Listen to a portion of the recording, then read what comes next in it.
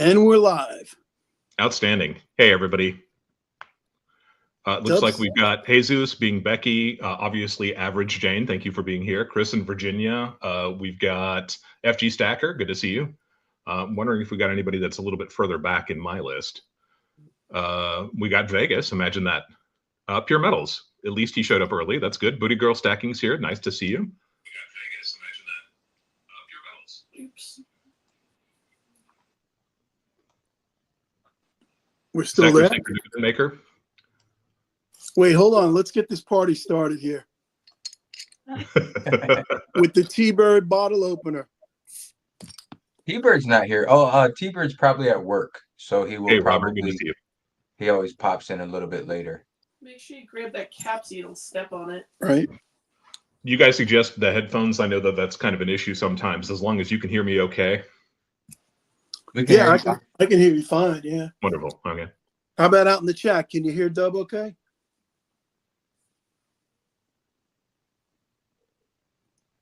If everybody can hear Dub, put a thumbs up. If you can't hear Dub, can you hear me now? Am I coming through loud and clear? Loud and clear, they say. Okay, gotcha. Being Becky, thank you. I appreciate that. I learned in advance. I learned actually the last 2 or 3 times that I went live that I tend to drift away from the microphone the later in the evening it gets. I sit up a little bit more straight. So if I start to get a little bit faded, just say something and I'll try to get back onto the microphone. Sounds good. Sounds good. So chat, I basically put out all my Mexican coins here in honor of Dub C coming in because he's basically the one who turned me on to all this beautiful silver. Just nice from watching his original, what was that, a 5-part series that you did? 5+1. I think I did my best of or my favorites, something like that. I know there was like a 4A and B. Yeah. Yeah. I don't know why I did that. It just seemed like they kind of flowed into each other, so I didn't want to separate it. I actually shot 2 videos today, and I had to separate them out. The first one was 45 minutes long. The second one about 28 minutes long. And it's just like, I can't have an hour-and-a-half long video. That's not going to work. Well, I'll tell you what, you're about the only guy I'll watch a 45-minute video from. Nobody else gets that kind of respect. Yeah, as long as I don't sound like I'm just droning on and on, I'm good with it. But I have to catch myself sometimes. Just because I'm interested in what I'm saying doesn't mean anybody else is going to be interested in what I'm saying. You always have good stuff to say, though. So it's if they're tuning in, I'm sure they stick around for quite a while. Thanks, Vegas. I like to hear that. I don't know. Hey, Joseph, it's good to see you. Right next, Joe. So we're waiting on LBS. Do you want to give a little bit of the background about what his situation is right now? Yeah, LBS is up in Washington. His mom had surgery, and he's taking care of family business. So I'm pretty sure everybody in the chat knows that. So throw up the well wishes for LBS and his mom. Yeah. I got a question for you, Dub. Yeah. When you do your videos, do you do them as one continuous take? Yeah, I mentioned that before, and I promised myself I wasn't going to keep on saying I talked about that in the past because I know nobody's watched all of my videos. Yeah. But yeah, I do. And the 2-year anniversary, I actually shot that video. That was a video from maybe 2-3 weeks back. I shot that video 4 times, and I forgot to mention that in the final cut that I decided to keep, that this was the 4th time that I've shot this 50-minute long video. And it does get to be pretty exhausting sometimes. And that's not the number of times by far. I mean, I think I shot one 9 or 10 times before I liked the final cut. That, you know what? You guys, and Vegas, you do the same thing, right? Yeah, see, WC and I do the same. Like, if I'll be like 2 minutes in or something, and if I say something that I don't like or I mess it up, I just start all over. Yeah, I'm the same way. But often it's the kind of thing that I catch when I'm editing it, when I'm dropping in images and that kind of stuff. I'm like, did I really just say that? And I have to go back over and watch it again. And sure enough, I have to shoot it again. So I don't usually get that far in. I'll do it like 2 or 3 minutes, and I'm like, man, I didn't want to say that, or I wanted to add this, or. Yeah, I do that. I do that sometimes. It's kind of one of those things where you start off wrong or you forgot how you're going to open the video. So yeah, I do that periodically too. I probably do that every 2nd or 3rd video that I shoot. So is there any chance we'll ever see a Dub C blooper reel? Or I've been asked that before, and honestly, I don't think my bloopers are that interesting. I just kind of go, and then I'll tell you what. what's his name? Coin Sense and Nonsense has some Yeah. pretty cool bloopers. I've made some funny bloopers that I've left in just because I thought they were humorous, but I don't think my bloopers. Plus, you'd have to edit them together, and that just seems like a big waste of time. Are we supposed to be doing this now? Are we supposed to be Yeah. having? So Sure. this is Cheers. the IPA that I'm drinking. You guys who are familiar with my channel know that I love IPAs. It's my favorite type of beer. This is a Surly Brewing Furious IPA, and I don't know what the alcohol content is. There we go, 6.7. Yeah, I was So going to say. this is not terribly strong, but as I showed the guys before we went live, I'm going to be drinking it out of my Schofield mug. This is a sterling silver beer mug that was made in London in 1775. That's amazing. Yeah. So that's a pint and a half beer mug, and I want to say it weighs about 20 ounces. Nice. Is there anything that you own that isn't interesting? It's such a sweet thing to say, man. You know, there are not a lot of people that we get to converse with on a regular basis in the real world who like the same things that we do on YouTube. So that's one of the things that makes this community so much fun, makes making videos so much fun. And aside from the guys down at the local coin shop and stuff, nobody knows that I have a lot of these things. And consequently, nobody actually stops to say, hey, I love that beer mug.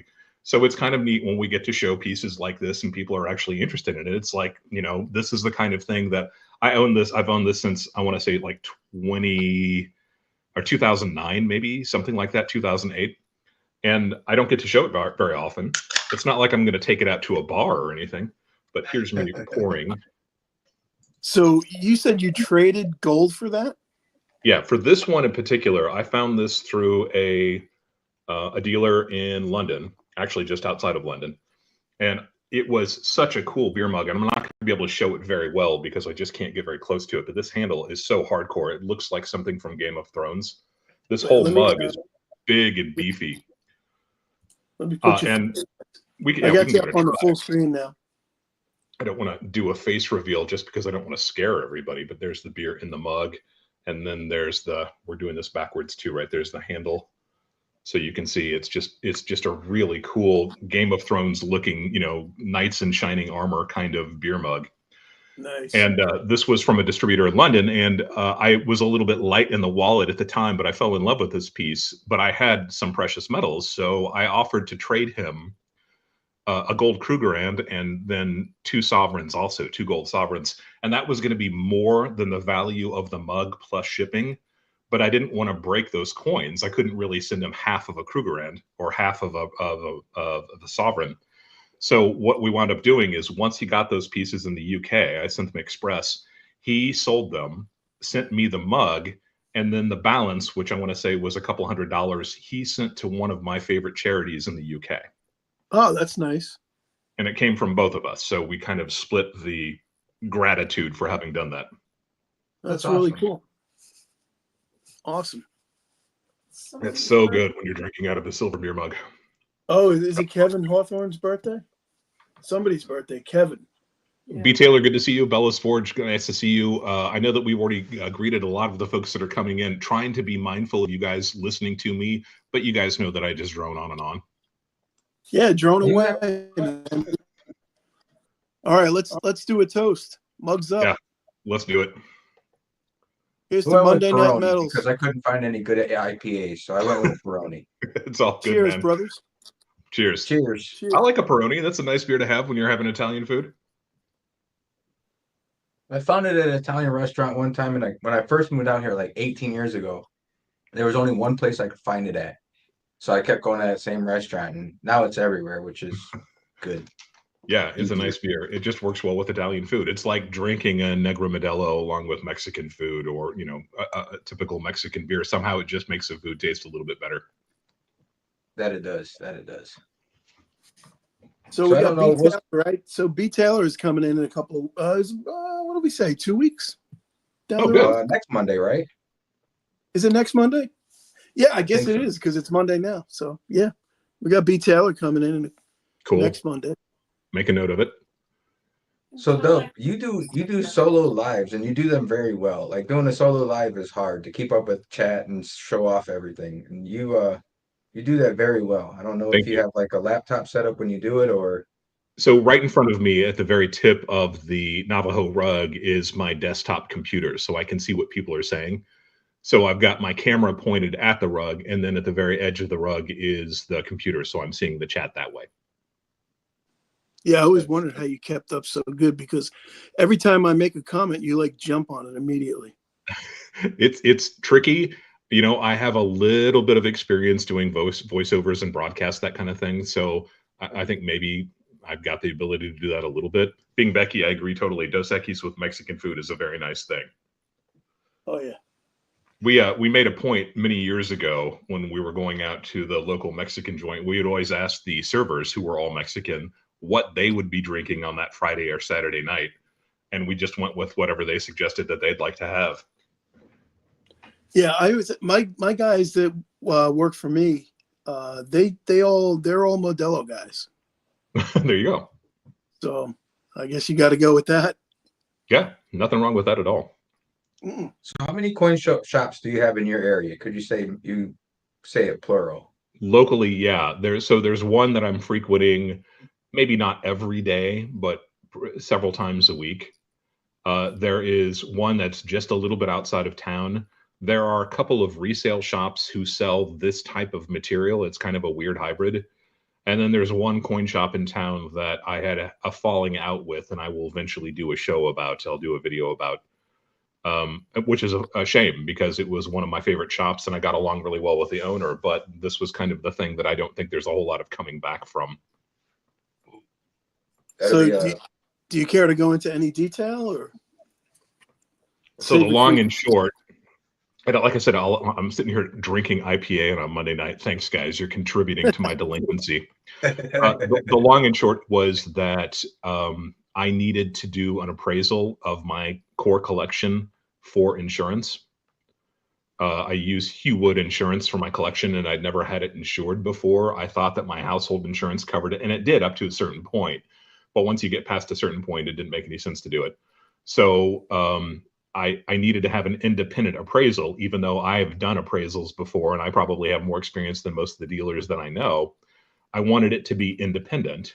So I left my collection with this dealer that I trusted.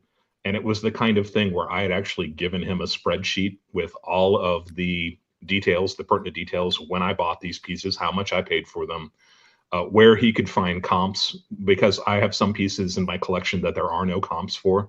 They are one of one. In fact, it'll be an interesting video. I've got one coming up pretty soon that I just found out a grade from NGC today. They just posted grades, and this piece is a unicorn. It's the kind of coin that shouldn't exist. So I've actually contacted Heritage to ask them how to even value this piece. But that's an aside. So in the story, I'm trying to tell my story. You guys listening or what? Oh yeah. So it's a video I can't wait to see is the one of one piece. That's for sure. Yeah, it's a pretty exceptional piece. So I left my core collection with this very detailed spreadsheet, along with the estimates of what I think the pieces are worth. And he knows me. He knows that I know what I'm talking about, especially when it comes to my own collection. There's an old expression that ownership adds a point or two, which it just means that we who own these pieces tend to value them more highly than they actually are valued. It's a dangerous situation to be in. I try not to do that. So I was being incredibly conservative. This is the kind of thing that it should have taken him literally an hour. There's nobody else in the shop. Just go ahead and write your comments, and that would have been good enough. And it took him more than 2 weeks. And finally, I just said, you know what? I'm going to come pick them up. I don't feel comfortable with this. I don't know if you're playing the ponies. You know, I don't know what's going to happen to this collection, which was, you know, I don't want to discuss figures necessarily, but it's a pretty valuable collection. I mean, it's pretty seriously valuable. So I just didn't feel comfortable. I went and picked them up, and that was the last time I set foot in the shop. That's a shame, because that was your go-to shop, or? It was my go-to shop. Yeah, but since then I've become friends with the owners of a couple other shops, and they're very good to me. So it's not like I can complain. It's a shame. And this guy could have apologized to me, and I probably would have been fine with it. But like I said, I'll do a video about it. I'll talk about it a little bit more in detail eventually. I don't want to name names. I'm not going to try to badmouth the guy. It's just that you have to recognize those red flags sometimes. And that was a huge red flag. I didn't know what was going on. So I finally came and got the pieces, and he was being really weird about giving them back to me. So yeah, and like I said, some of my collection is literally one of one. They are irreplaceable. What do you do if he just happens to sell them out from under you? It's not like I can go buy another one. Yeah, exactly. Yeah, and how can you even prove it, right? Right. I mean, it's just, I would never be able to find the duplicate of some of these pieces because it's the only one that exists. So being Becky said she doesn't even want to send pieces in for grading. I got you. I was just telling the guys that I've got that piece coming in that I just found out the grades about an hour ago. And it is also, it's maybe not a one of one, but it is the highest graded example, I think, by a huge margin. So this is going to be a lot of fun if it actually winds up being what I think it is.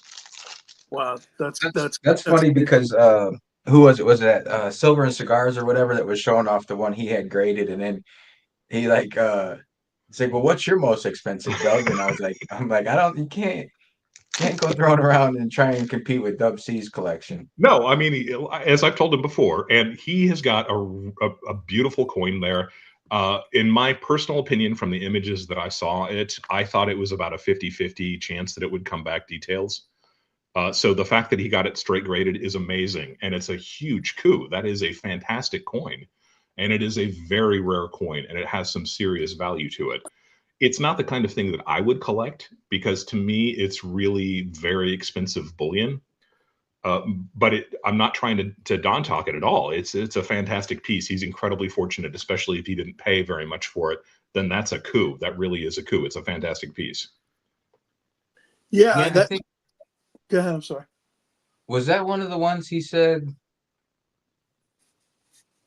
I can't remember. He said he had. Was that Silver and Cigars that said he had some, and he was wondering why nobody asked how he got them? I didn't want to pry. If I remember correctly, and he can correct me if I'm wrong, if he's here in the house or if you guys know, I want to say that he sent in 4 or 5 other coins, gold coins. They were smaller pieces. They weren't the $20 gold pieces. And I want to say half of them came back cleaned, which is kind of my first impression when I saw the New Orleans piece that he got slab straight graded. It looked like it was the same kind of surfaces. So, Dub C doesn't know everything. It was just my experience saying, that's a 50-50 chance it's going to come back clean. The fact that it didn't is amazing because once it's in a slab and it straight grades in a slab, that's it. That's all you need to know. Unless the coin is so painfully obviously doctored or butchered somehow, if it gets straight graded in an NGC or PCGS or CHCG slab, that's it. The market will accept it as being just fine. So he's good. He's fine. Mm-hmm. Right? Yeah, that would is. say PCGS. We have to drink. Oh, you got a drink? Got a drink. I think it was Silver and Cigars, and he was talking about the ones he had graded, and then like he was on our stream, and he messaged me, and he's like, I don't know why nobody asked. And I'm like, well, I don't ever ask where people. I tend not to ask where people get their stuff. Yeah, I mean, I figure people will share that information if they want it to be known. If they don't want it to be known, I'm not going to press. Yeah. Doing a countdown of people that are in the house. We got SMC, we've got FG Stacker, the Watcher Numismatic.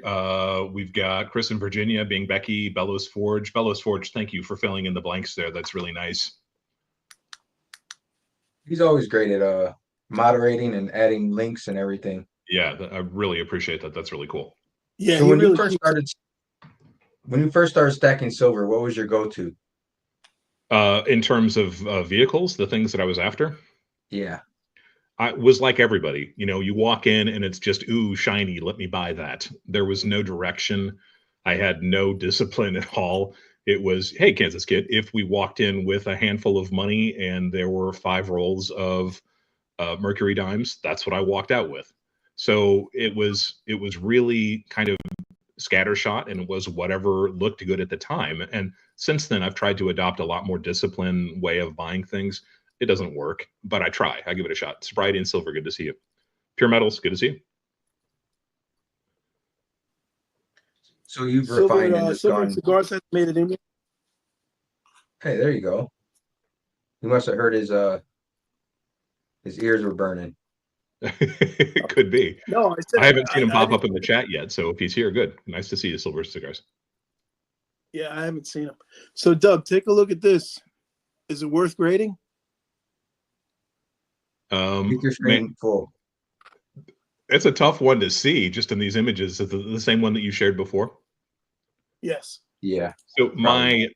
and I will do a video about that also. At what point you should send something in for grading? The answer is it's a fine piece. I wouldn't expect it to straight grade from those images, but maybe. So it's really a question of if you want one graded for authenticity, for consistency, for protection, to know that it's going to be taken care of pretty well, to make it easier to sell should that time come. That's when all of that comes into play. But in terms Got of value, you have to decide, is it worth the $100 it's going to cost me to slab? Is it going to make me any more money on top of that? Now, I signed up with CAC, Okay. right? Yep. So I don't think it's that expensive, from what I could see anyway. It doesn't look like So their prices. their prices aren't bad and their times aren't bad right now either. I've got something at CAC right now, but it's being stickered. It's not being slabbed. Are you dying because I'm touching this with my bare hands? No, I do that all the time, and people ask me about that. And I've got a series of videos that the ones that I shot in the last week or so are about proper storage for coins. And people ask me all the time why I'm not wearing gloves in my videos. It's because I kind of know what I'm doing, but also because NGC and PCGS don't recommend wearing gloves when you're handling coins. Oh, really? They Absolutely. just recommend holding by the edges? You have to be very careful with them, but yeah, hold them by the edges. It's because you have much lesser ability to kind of gauge how much pressure you're putting on something through gloves, and that's when you wind up dropping things. I got you. Yeah, that makes sense. That makes a lot Snacker of sense. Sticker Dividend Maker says he loves the rounds in your banner. I have the Taglio Mint round as well. Talking to Yeah, one Intaglio. Let's hear it for them. Yeah, you're a big Taglio fan. I am a big Intaglio fan. They treated me very nicely when I was doing the giveaway, and it's neat to see so many people seem to have bought those things. And I said in the 2-year anniversary special, I don't do memberships, I don't do partnerships. I'm not doing any kind of paid promotion for anybody. I like being able to promote a company whose products I believe in without having any strings attached. And Intaglio is a pretty nice company. That's why we had Pierre Meadows on the when he was talking about his stuff, is because it's something that can help the community, and I can't wait for it to turn into something, because then it's just a different source. Yeah, looking forward to it. It's cool to Blue collar like you staff, said, good to see you. it's cool LLC to is back in the people house. like that. It's always cool to back new businesses. I've been looking at Whatnot the last couple of days. Yeah, what do you think And about it? I've been pulling a Bellows Forge. I won 3 giveaways in 2 days. I don't know how I figured that out, but hey, I got a silver dime coming, a couple of Pokemon cards. I mean, come on. Free. I haven't even cracked it open, and I think at the last live stream, people were asking me about it. So I'm vaguely familiar with it. I know a couple guys who sell on it. It doesn't really seem to be my cup of tea, but as long as you're being careful, use protection. Yeah, it's very gimmicky.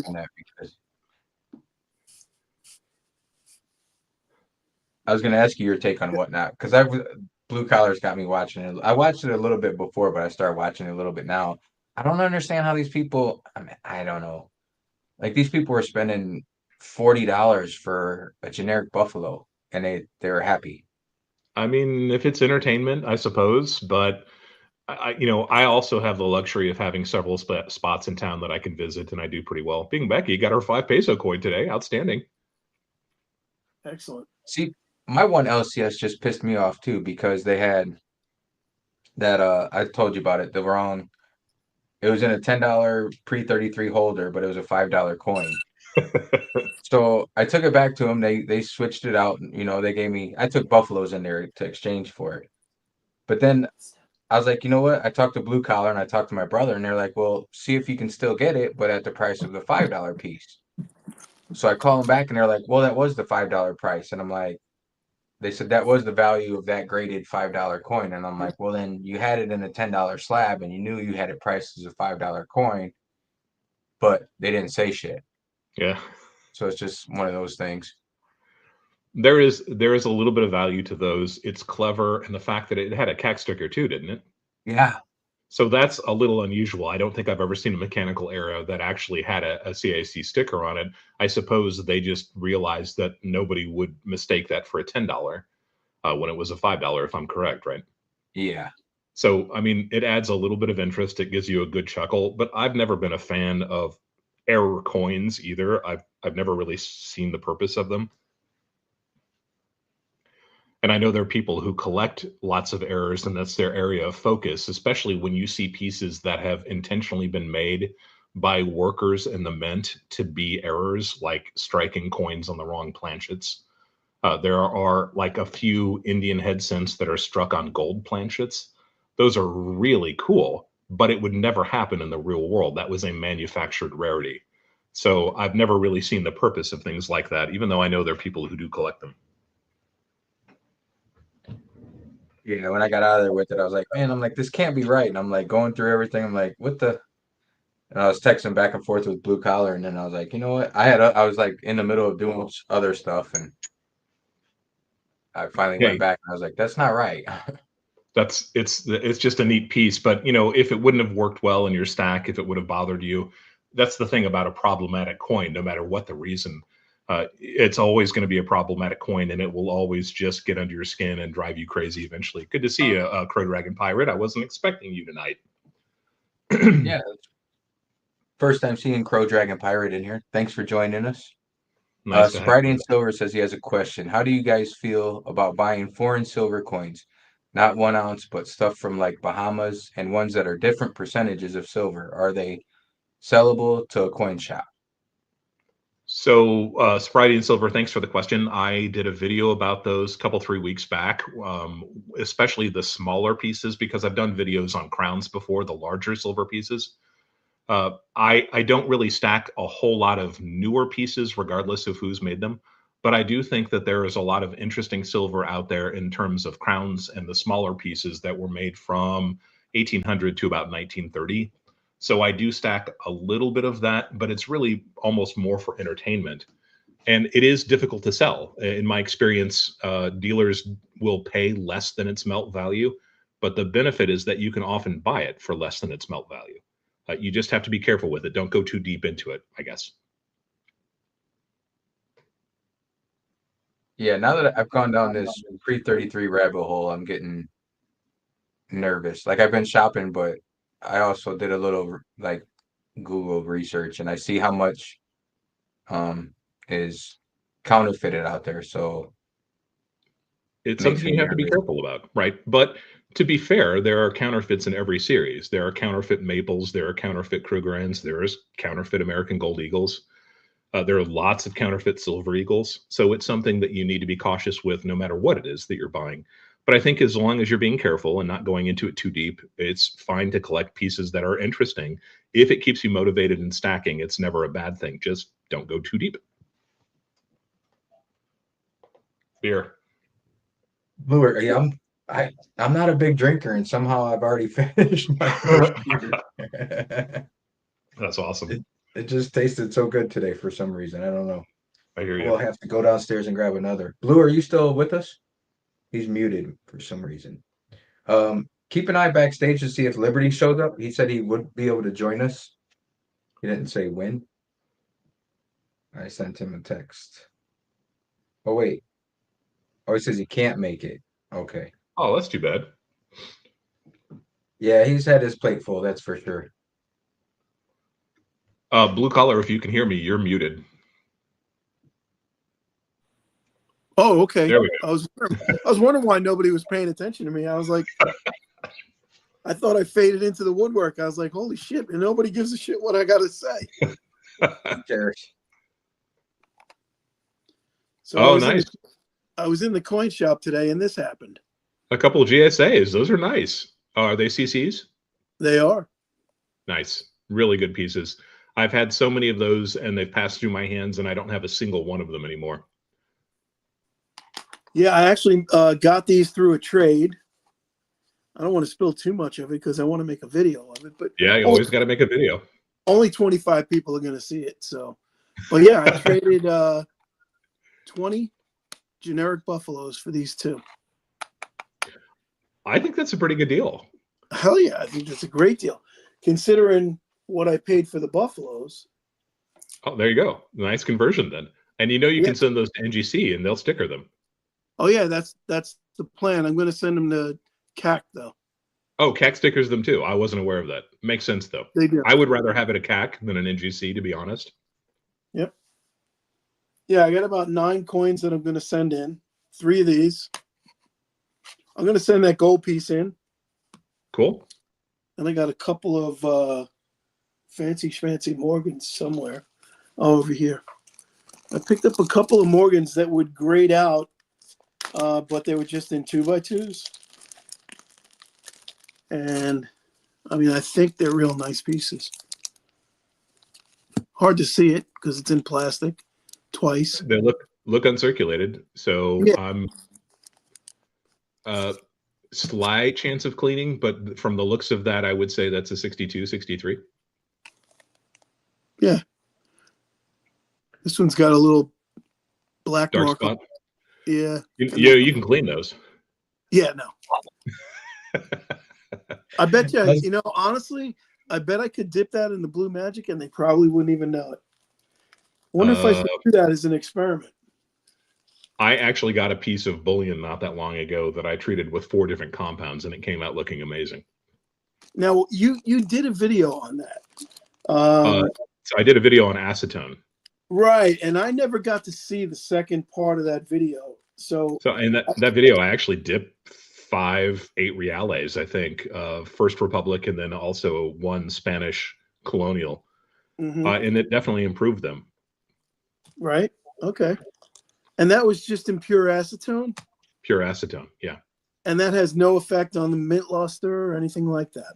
No, in fact, if it's authentic toning, it's not even supposed to impact the toning, although the jury's out on that a little bit. So Chow Dragon Pirate, I love it. So basically, you're taking a solvent to remove any kind of artificial contaminants and such?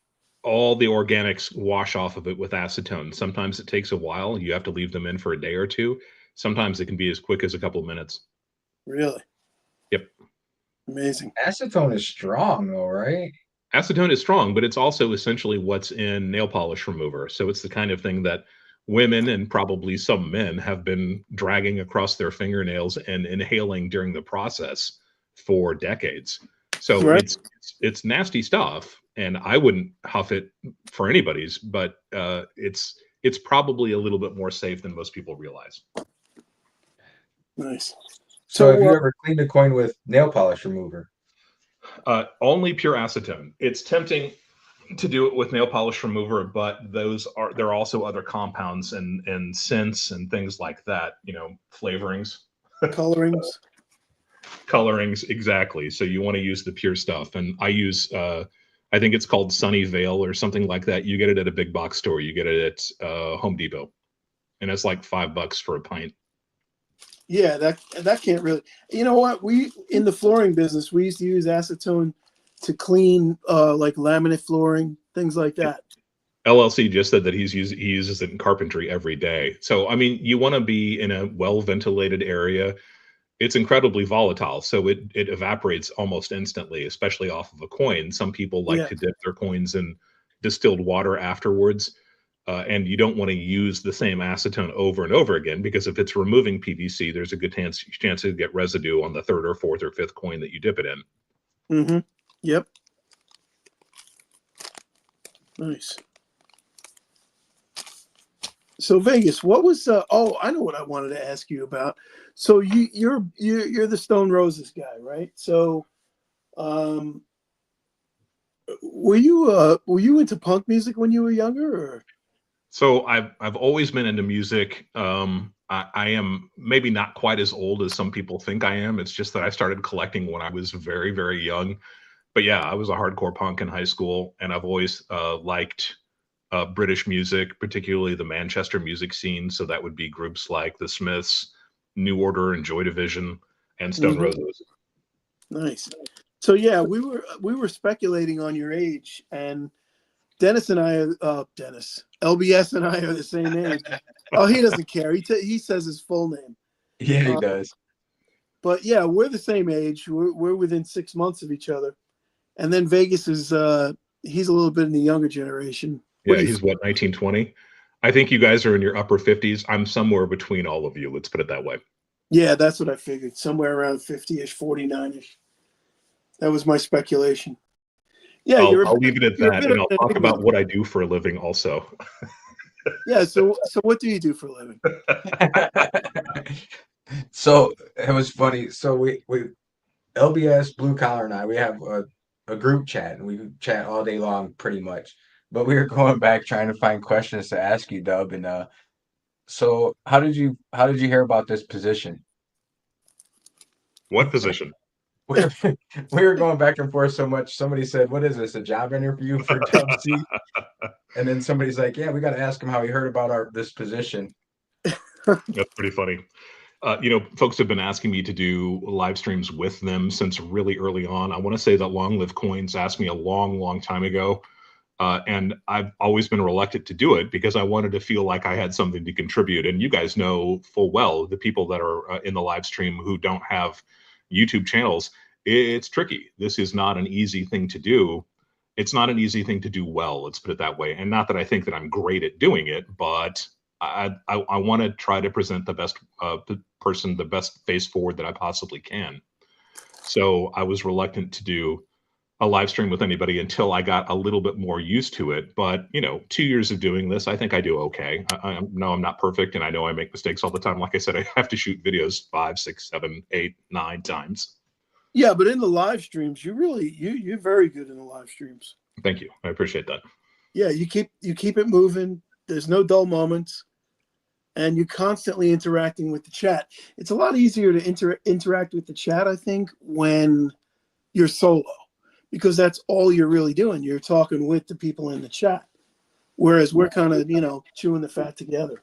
Yeah, and I'm trying as hard as I can not to just talk over you guys, because I have a tendency to do that. I'm a little bit of a loudmouth, in case you didn't notice. So I'm trying to hold back as much as I can. At the same time, I'm trying to read the comments. And shout outs to Great Lakes Joe, to SMC, to LLC and Silver and Cigars, Vegas Stacker, who's being quiet right now.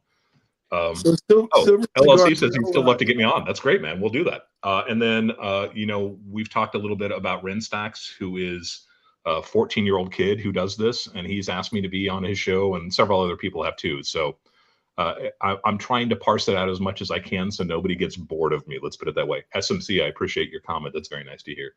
Well, I got to say, we're honored that you chose us to be first.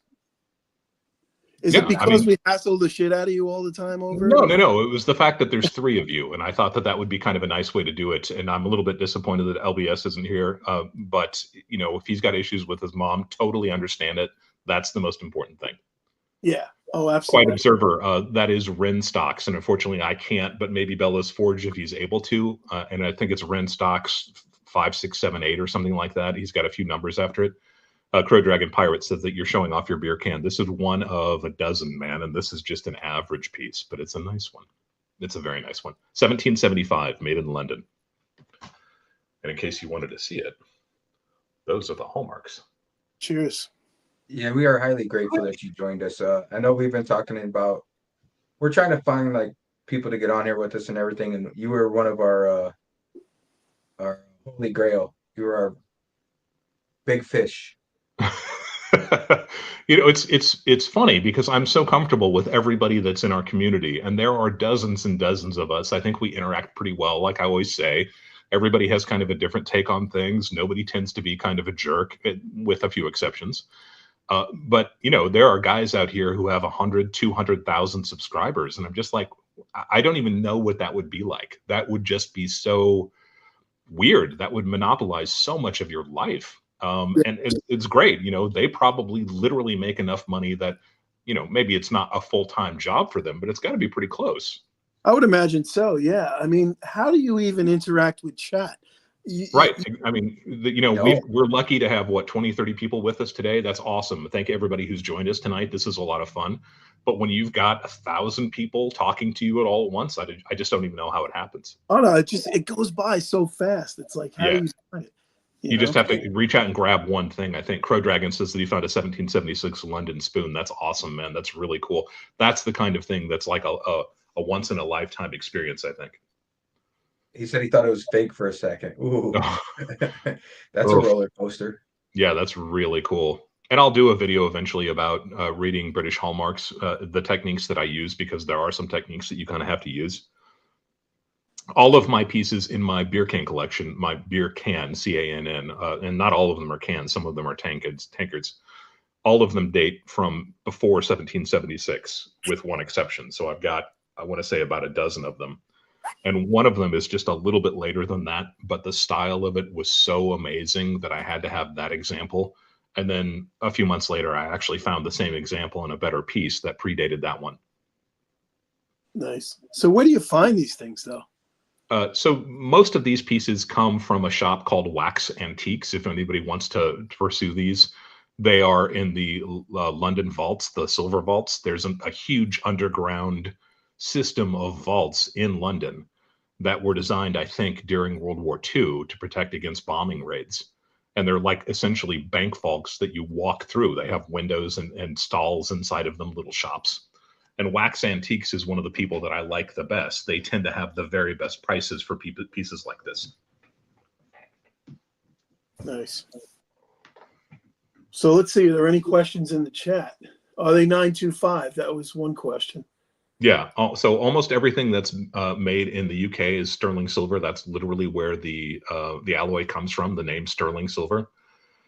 But there are some that are Britannia silver, which I think is 950, 95% pure, because so many of the coins that were circulating, because the coins in the UK were sterling silver also, the silversmiths would simply pull coins out of circulation, melt them down, and make mugs and plates and spoons and bowls and everything else out of it. That they started having huge shortages in coins. So the king mandated that all the manufactured pieces actually had to be 95% pure instead of 92.5% pure. Oh, so they wouldn't melt down the coins. Yeah, it's a lot harder to go from a low purity to a higher purity than it is to go from a high purity to a lower purity. You just melt it and throw some stuff into it. You're not purifying anything. So the king knew that, and his obviously advisors do it. But after, I think, maybe a decade, 2 decades, they went back to the sterling standard. And this was pretty early. I want to say this was like 1680s or something. You know, T-Bird was saying the other day he was considering melting down some 90% to pour into a, well, actually, I told him I was going to send him some 90% to pour into a bar, a T-Bird bar, right? Really? So I wonder, he was saying, what would happen with that? Would it actually melt? Would it separate? What would be the outcome? Interesting. I think I was watching the live stream and I was pondering that myself. The idea that if you're throwing in 90%, does it start to form slag, and do you wind up getting a pure silver if you remove the slag? I don't know. It's interesting. You know, most 90% is going to be alloyed with copper, and I think copper and pure silver interact pretty well together. Pure Dragon Pirate says, "Now it'll just melt." There you go. So it would just be a 90% bar then. You know, it's an interesting idea. The weird thing about sterling, and I've talked about this on my channel before, is that it's more pure than 90%. So you would think that we American stackers would like 92.5%, but we don't. I mean, by and large, most stackers hate it. Now, there are cool exceptions, and I'd like to think that maybe in some little tiny way I'm helping to bring that about, because, yeah, those are 90%, but the onzas behind you are sterling silver. So the onza is a really cool sterling silver coin. And it was a groundbreaking piece of silver, because it was one of, if not the very first 1 troy ounce denominated silver bullion coins. But it's made out of sterling silver. So this is sterling silver? Yeah, you can see right on it. It says Lay 925. Yeah. I didn't know that. Honestly, I thought it's a this was 1 ounce silver coin. It's 1 ounce of pure silver, in the same way that American silver eagles are made out of 22 karat gold, but they contain 1 ounce of pure gold. Those are sterling silver, but they contain 1 full troy ounce of pure silver in them. Now this one here is that one should be 72%. 720. Yeah, 720. which I think looks cool, man. I like the way it looks. You know, back when I was a kid, I turned my nose up at 72%. And it's funny because I don't do a lot of Canadian stuff. And correct me if I'm wrong, anybody in the chat who knows, I think a fair amount of Canadian is sterling silver, or maybe 90% before they went to 500 silver. But I just don't stack Canadian stuff, but I don't mind 72% Mexican stuff at all. And I certainly don't mind 925 Mexican stuff. Now this SMD said he melted a bunch of crap and came out 8909. 8909. That's awesome. So he must have taken it and got it tested. He must have melted it, made something, and got it tested then. Yeah. I mean, if you've got an XRF, you can test it. Those are, I think that's a 72% fine also. It is, yeah, 25 peso, 68. Yeah, those are interesting pieces. Those are the Olympic pieces made in 1968, and those were made from the melted 1955 railroad 5 peso. Would that be this one, or this is a 57? There was a commemorative, I think it was 55. Again, somebody in the chat can correct me if I'm wrong, but it was celebrating the Yucatan Peninsula Railroad. And never sold or something? Yeah, they just didn't sell very well, so eventually they had to melt them down. Now, it's not like a 1-for-1. I think they had 5,000 or 10,000 of those railroad 5 pesos left, and they made 10 million of the Olympic 1968 pesos, 25 pesos. But the modern day is 999. The modern day is 999, and the modern day Libertad is the same as the classic Libertad. So if you're talking about the Libertad from 1982 on, those are all 999 silver. That's the Libertad was the first to do that. They were the very first pure silver bullion coin. I love these ounces though, man. These things are nice. They are cool. FG Stacker, exactly. 800 was the purity that I was looking for. You're right. So Canadian stuff was 925, then it was 800, then it was 500. And that always kind of bugged me, but it really shouldn't, because the United States of America had 90%, and then we had 40% halves, and we have war nickels too. So it's not like the United States of America didn't have several different purities standards also. Test unit says, are you guys more stackers or collectors? What do you think, Blue Collar? Well, up until today, I would have said I was stacker, but I traded some stack for these. So am I a collector? I don't know. I go both ways, I guess. I'll say that's right. I go both ways. Yeah, that's what I heard about you. You guys heard it here first. I'm coming out. Average Jane, give me your number. Coming out of the closet. The 3 tips is amazing. Bellows Ford just talking about 3 tips. If you don't know his channel, he's not part of our community, but he's one of those people out there that I give ultimate props to. He is the man. Yeah, he's got videos. The chemicals he uses has to be toxic as hell. Oh yeah, I mean that stuff will kill you in a second. He knows what he's doing, and that's my only concern with watching his channel. You get a bunch of yuckleheads who are going to go out and buy some nitric acid in their garage and lock the door and huff that stuff until their lungs disappear. Right. Looks like a meth lab when he's doing that. Not that I know what a meth lab looks like, but I'm just guessing that's sort of what a meth lab looks like. Whoop, whoop, whoop. Big testing. Yeah. Diane Ross, I'm coming out. They're onto you. So as far as like stacker collector, I don't know. Like I'm trying to get into stacking more than collecting. Like I always wanted like one of this, one of that, but now I've switched and I just want like 5-10 ounce bars. But then I got bit by the pre-33 gold bug, so I don't know. Maybe that's part collecting, I guess.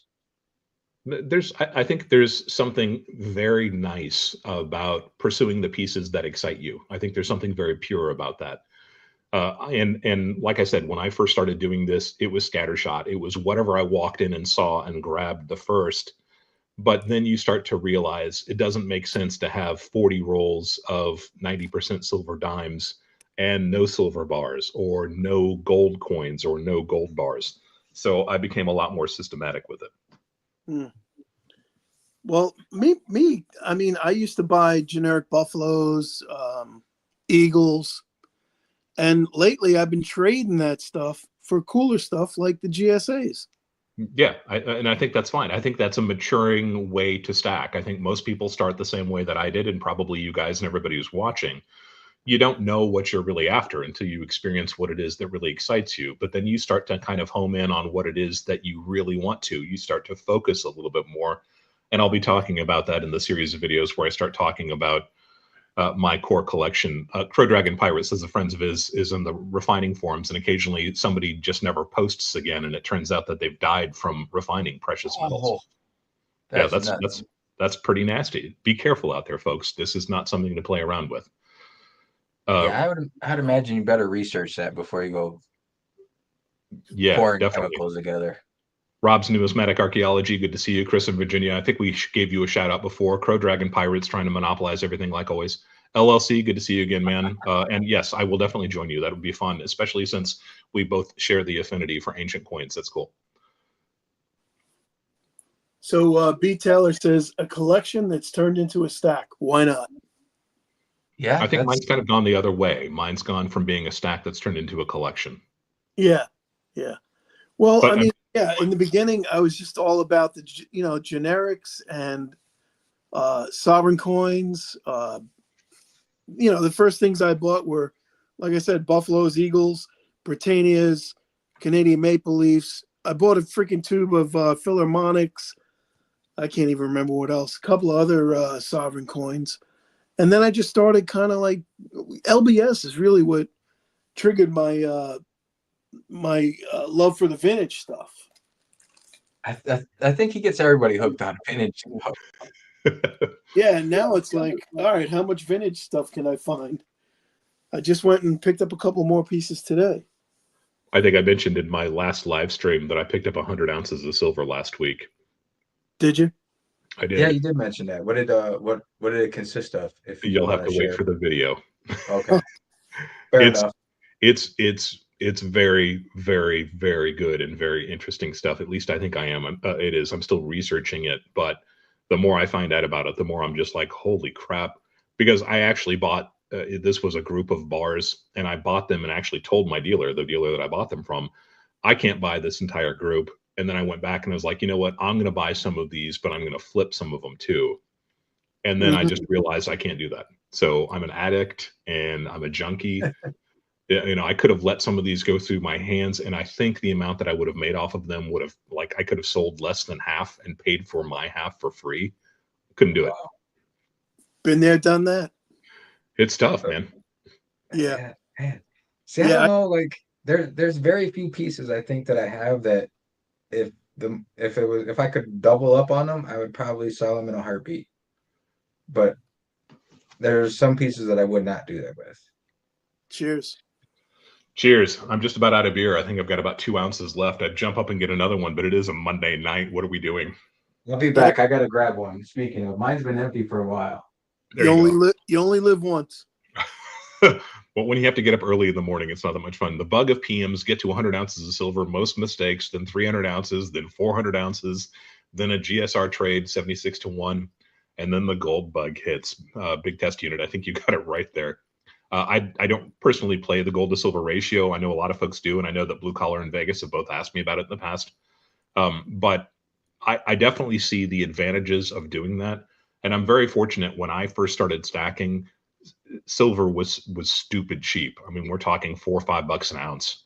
So I was literally backing the truck up and buying as much as I possibly could. And then I was able to really shift into gold in earnest when I happened to have a series of very successful business operations that came to fruition.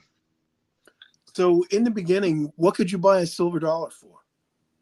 I made a point, if I walked into my favorite coin shop in town and he didn't have anything else of interest, he always had a stack of 20 or 30 or 40 Morgans that were BU condition, just in 2x2s, just stapled shut.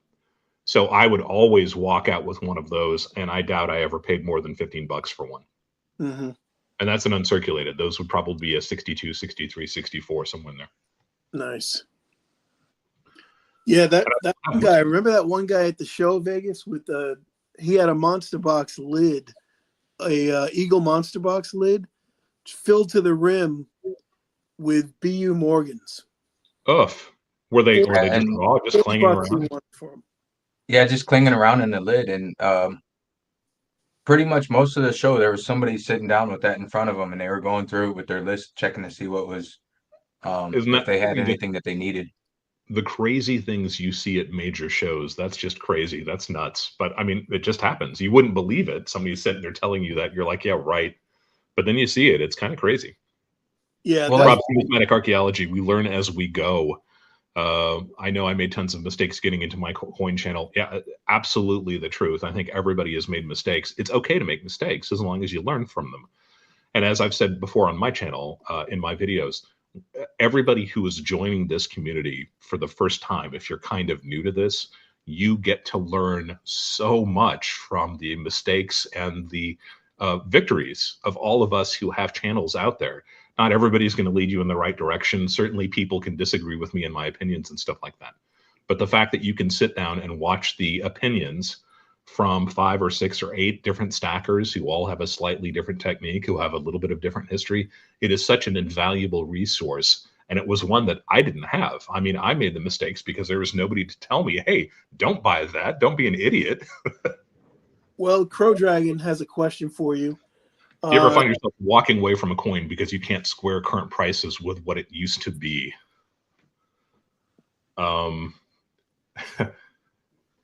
Yeah, I think that's happened a lot recently because it doesn't make sense. The expense that gold has gotten up to, the $3,000-ish a troy ounce, when most of the $20 gold pieces that you see here, I bought for, 12, 13, 1400 bucks, maybe some of them a little bit less than that, some maybe just a little bit more than that.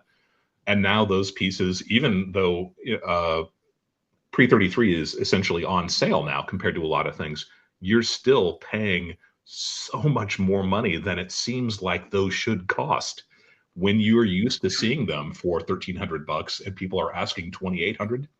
It's tough. That's tricky. Well, Ben the Coin Geek. Yeah. Okay, so he put out a video, I think it was just yesterday, saying that numismatics haven't really kept up with bullion prices. In other words, numismatics haven't appreciated as much as gold and silver have over the last year. It's possible. I think people who are trying to prove that point tend to pick and choose examples that may not work. So I'm always a little bit leery of that kind of comparison. It's very possible. I'm not saying that that's not the case. And we have seen an unprecedented run up in gold and silver in the last year and a half. And if you're going to use that as kind of your barometer for what precious metals do versus numismatics, I'm not sure that's really a valid comparison either. But if you just got into this the last year and a half, then that's your that's your ground level, that's your basis. So it kind of makes sense. But for somebody like me who's been doing this for so long, the increases and decreases that I see consistently are the things that I've experienced over and over again over the decades. So they don't really shock me, except when you go in to buy a piece of gold and it costs you twice as much as it should. Right. So then, in a sense, he's right what he said. It does get into the back of your head. Like, I used to get this for 1400. Now I got to pay 2800 for it. Yeah, I mean, it's possible, but you have to remember that, like a $20 gold piece, I'm not typically buying pieces smaller than that anymore. So if I'm buying a piece, it's going to be something kind of like that. A $20 gold piece is essentially an ounce of gold. So it's not like you can buy a $20 gold piece for half the cost of an American Gold Eagle. They are quite similar in price. And because of that, I don't see that much of a movement either way. But you can get them pretty damn close to melt. You can pre-33 right now, and that's why I've done the videos that I've done about them recently. I think it's on sale, and I think that's a great idea. Not for everybody, but I do think it's a nice thing to do. You got to. I've been looking at pre-33 though, and like my coin shops here, they love their pre-33. It's I think I told you the one place I went to, they had a 1909 D Indian ungraded, and they wanted 8 1/4, and I'm like why? And they're like, well, it's a D, and I'm like, but it's not graded. Yeah. Like I'm like, okay, well, you guys have a good one. B. Taylor says he wants to get a Libertad with edge lettering like this one. The Libertads, they do it. They do it right with the edge lettering. That shit's awesome. Yeah, those are really cool. Full screen there. Yeah, that's beautiful. So Nash wants to know, what do you guys think about paying an extra premium for toned coins like Morgan silver dollars? that's popular now too, right? I mean, we saw a lot of that at the coin show where they're graded and they're toned and they're charging like crazy prices just because of the toning on them. I think toning kind of goes in and out of fashion. And maybe 10 years ago, it was super, super hot. But the thing about toning is that it's very easy to artificially tone something. So if you are going to pursue something that is toned and you are going to pay a premium for it because of its toning, you need to make sure that you are buying something that is certified.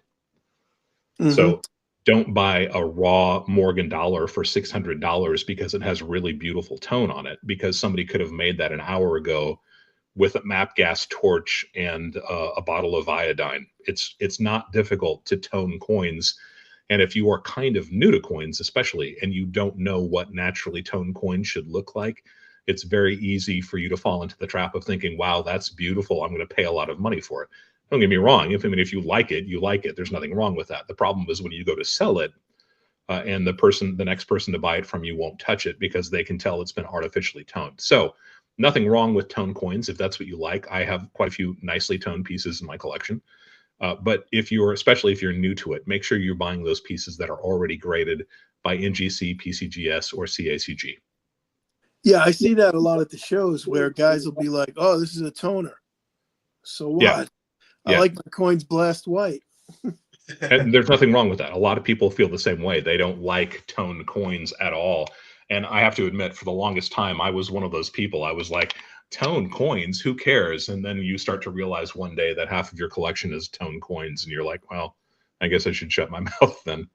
Yeah, I don't mind a little bit of toning, but when you can't even see the coin, it's definitely what you like and why you like. It's one of those things that you have to really be a fan of it. It's an acquired taste, like IPA. Like an IPA. What do you think of the IPA? Average Joe, do you drink those often? No, I don't. You know what? But a couple of friends of mine do, and that's my exposure to it. There you go. I have a British friend. He's a Liverpoolian, a Scouser. Liverpudlian. A Scouser. And another friend who's just a good, friendly drinker. And he's a big IPA guy as well. So, yeah, that's my influence on that.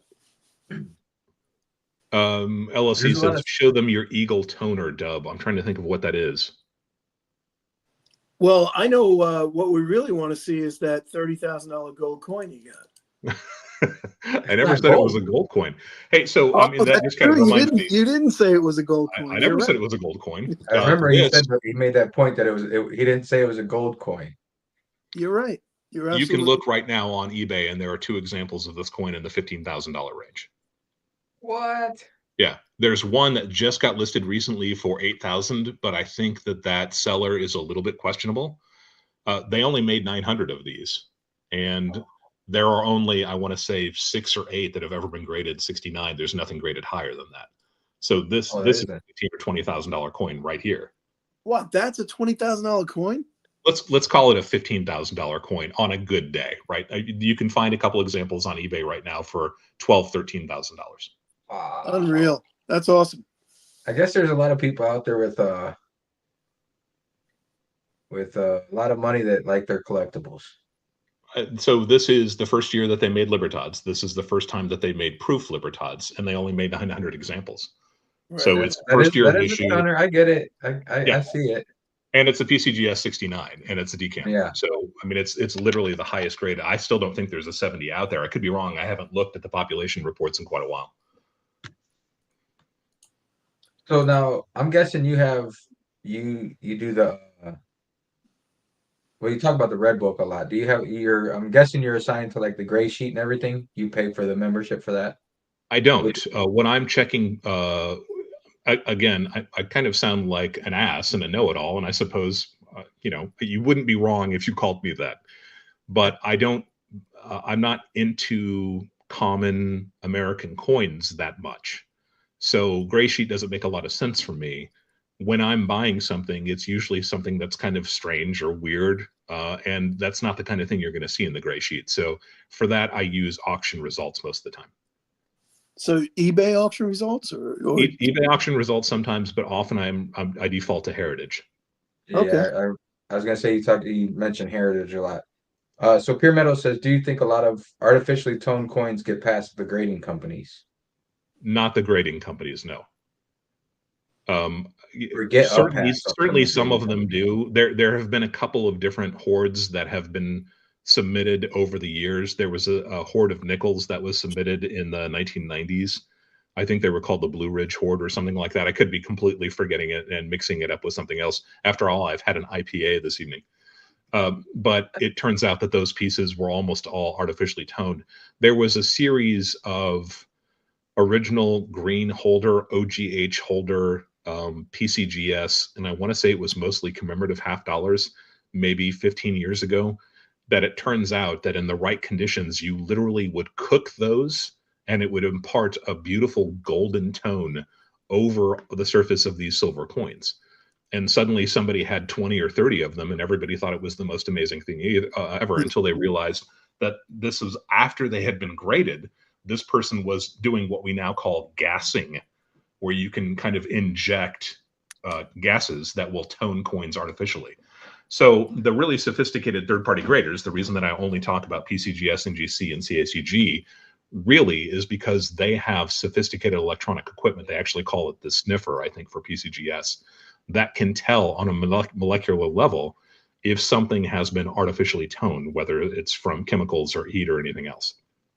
So are you talking about the 1892, 93 commemoratives? No, so just the common 1930s commemoratives. Oh, okay. I think that's the case. I think it was the 1930s type stuff. Mhm. Silver Steel, good to see you, man. Nice that you're here. So we got a question out there from what is that? Out of all the silver pieces, thank you, Monkey Boy Kev. Out of all the silver pieces you have owned, what is your favorite piece? I have a favorite piece. I can't talk about that favorite piece. But if you're talking about bullion, I do have that piece here on my desk, and I keep it on my desk, and I really shouldn't, and I'll show it to you right now if you haven't seen it. So my favorite silver coin, I haven't talked about yet. This is my favorite silver bullion piece. Oh, look at So that. this is the 1930s San Francisco Mint bullion piece. This is a 5 troy ounce. Actually, it's a 5.40 troy ounces. And I picked this up at a local store about a year ago, maybe not even quite a year ago, and I paid melt for it. And there's you can find an example of this on eBay right now for 8,000, something like that, 7,000, which I think is a bargain because Heritage just sold a bunch of these in 2023, and they were going for $10,000-$15,000 a piece.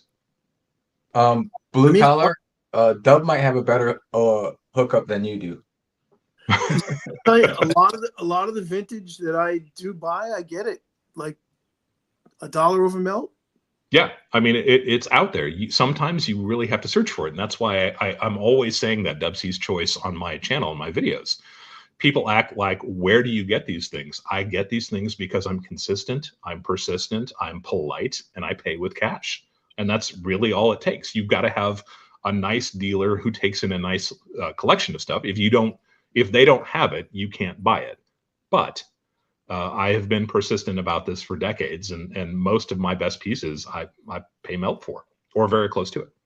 Right. And a lot of times, like, I'll go in and I'll look at something that I like, and I'll show interest in it, and I'll walk away from it. And then I'll go back again and say, oh, that's still there. And I'll walk away from it again. And eventually it ends up in the bargain bin because that's right before it's going to the wholesaler. There you go. And is he going to take a dollar back or a spot for it, or give it to me for 50 cents over? Yeah.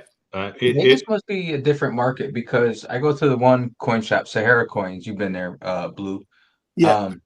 And they've had this sheet of like 10, I think it's 10 1-ounce rounds, and it's from the Chicago Cubs. It says Chicago Cubs, like 1988, August 8th. It's when they first lit the lights at Wrigley Field. Mm-hmm. They've had that thing since I've been going in there, and it's still in there. And I'm like, can I get one of them? They're like, no, we're not splitting them up. I'm like, well, I'm not buying all 10. And it's still there. Like, I went there 2 weeks ago, I think, and it was still in there. And I'm Yeah, like, but he might be a Cubs fan, though. So I'm in a my Cubs fan experience, too, but I'm not buying 10 of them freaking things, especially for what they're charging. Yeah. It's been my experience, and it may not be the case with you, that sometimes dealers buy things that they really like and they don't want to get rid of them. They think it makes a nice display, but also sometimes they're buried in something. And one of my best local dealers bought a lot of stuff the last time silver was up really high, and then kind of set it aside a little bit. And now they are unwilling to get rid of it because they have so much in it. It's not a smart thing to do with it when you're a dealer. You really need to turn inventory quickly. It's all about the speed with which you're turning stuff over. So in the case of like this bar, my dealer suspected that it was a pretty good piece. They didn't know how good it was. Frankly, I didn't know just how good it was. But they were doing me a favor because I'm a loyal customer that spends a lot of money with them. But they do have stuff that they won't sell to me. It's like, come on, silver's at $30 an ounce. You can sell this to me at 32. And they're just like, nope, can't do it. Not, I'll sell them to you for $40 or $43 a piece. And I just can't do that. Yeah, they're going to try and stand on principle, but eventually everybody breaks down when they got to send it off to the refinery. There we go for another beer. I like it. Silver Sleuth. Sometimes as a retail store owner, you price things so high to not get rid of, but it was for a crazy price you would. Yeah, probably. That's probably true. Did it with antiques, especially furniture. Silver Sleuth, did you ever do any arts and crafts furniture, or were you before or after that period? I'm a big fan of arts and crafts. Yeah, I think any business, what you just said about the coin business applies to any business. That's probably true. You're not turning money over, you're not making money. If the money's not moving, you're not making money. Just like a used car lot, same idea. If you pay, whatever you pay for the car, you have to make profit on the back end.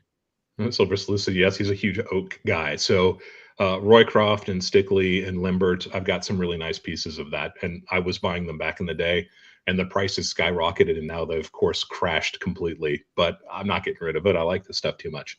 Vegas is right. I mean, you've got a used car lot. You can't sit on a used car and hope that it's going to increase in value. That doesn't happen. Every single day that goes by, those are costing you money to have on the lot, insurance, and your interest that you're paying on those loans and all of that kind of stuff. Wear and tear on the vehicle, you got to turn it over. Yeah, I mean, a smart car dealer will actually sell a car at a loss if he has to. Yeah, instead of just sitting there taking the shorts. Free up the inventory, free up the cash. Yeah. So definitely. Rob's Numismatic Archaeology, he says, do you fellas get into the ultra break packs? If so, what do you think about them? I enjoy it purely for the mystery. I've seen a lot of that on the whatnot. It's like a mystery pack that could be worth this much, or it could be worth shit. Yeah, I got sucked into that last night by Prospector Gold and Gems. I kind of took it on the arches, but it's okay because I could have won a 10th ounce or I could have got a half gram. Yeah, not for me. Yeah, Dub C coins and stuff. You prefer slabbed? Boy, that's a good question. What do you guys think? Do you prefer slabbed? You're just Vegas. You're really just kind of starting to get into the whole idea of slabbed pieces, aren't you? Yeah, so I've only been stacking just over a year. Oh, just a baby. So yeah, I mean, like, I'm not. Most of my stuff is like just raw generic stuff, but as I get into like the pre-33, I watched this one channel. He did a great review thing on pre-33. I don't know if you've heard of him. Dub C's Coins and Precious Metals. I hate that guy. He says you have to be careful when you buy pre-33 and pretty much stick to slabs because there's so much counterfeit out there. And it's coming up in a video. I did a little reading and research. I forgot where it went, but it's on NGC or PCGS. They say how many of the top 100 most counterfeited coins, and it's something like it's over half of the top 20 most counterfeited coins are pre-33. So yeah, it makes me nervous to jump into it without buying it slabbed. I think I mentioned in one of those videos that every single year and mint mark of the 2.5 Indian is on NGC's 50 top most counterfeited coins, not gold coins, but counterfeited coins. So every single issue in that $2.5 gold Indian series is on the most counterfeited list. There are a lot of them out there. Just be cautious. It's not that big of a deal. Like I said, every series is counterfeited. You're going to find counterfeits everywhere. And that's what slabbing was made for in the first place. Silver Sleuth says, I like the Dub C idea of buying an MS63 at melt. It can be tough. People kind of are like, sure, you can buy a 63 Saint for melt. You can get pretty close. I think right now, if you're looking at some of the major distributors, especially, and as always, check their eBay stores, because a lot of those distributors do have eBay stores where they offer things like free shipping that they don't have on their websites. but they're out there. You have to be persistent, and you have to really do a little bit of legwork, but you can definitely find them. Unfortunately, somebody like Vegas talking about his local coin shops, trying to give it to people in the shorts with just uncertified pre-33. I don't even know what that's about, because that's not the market right now. They're never going to sell those pieces.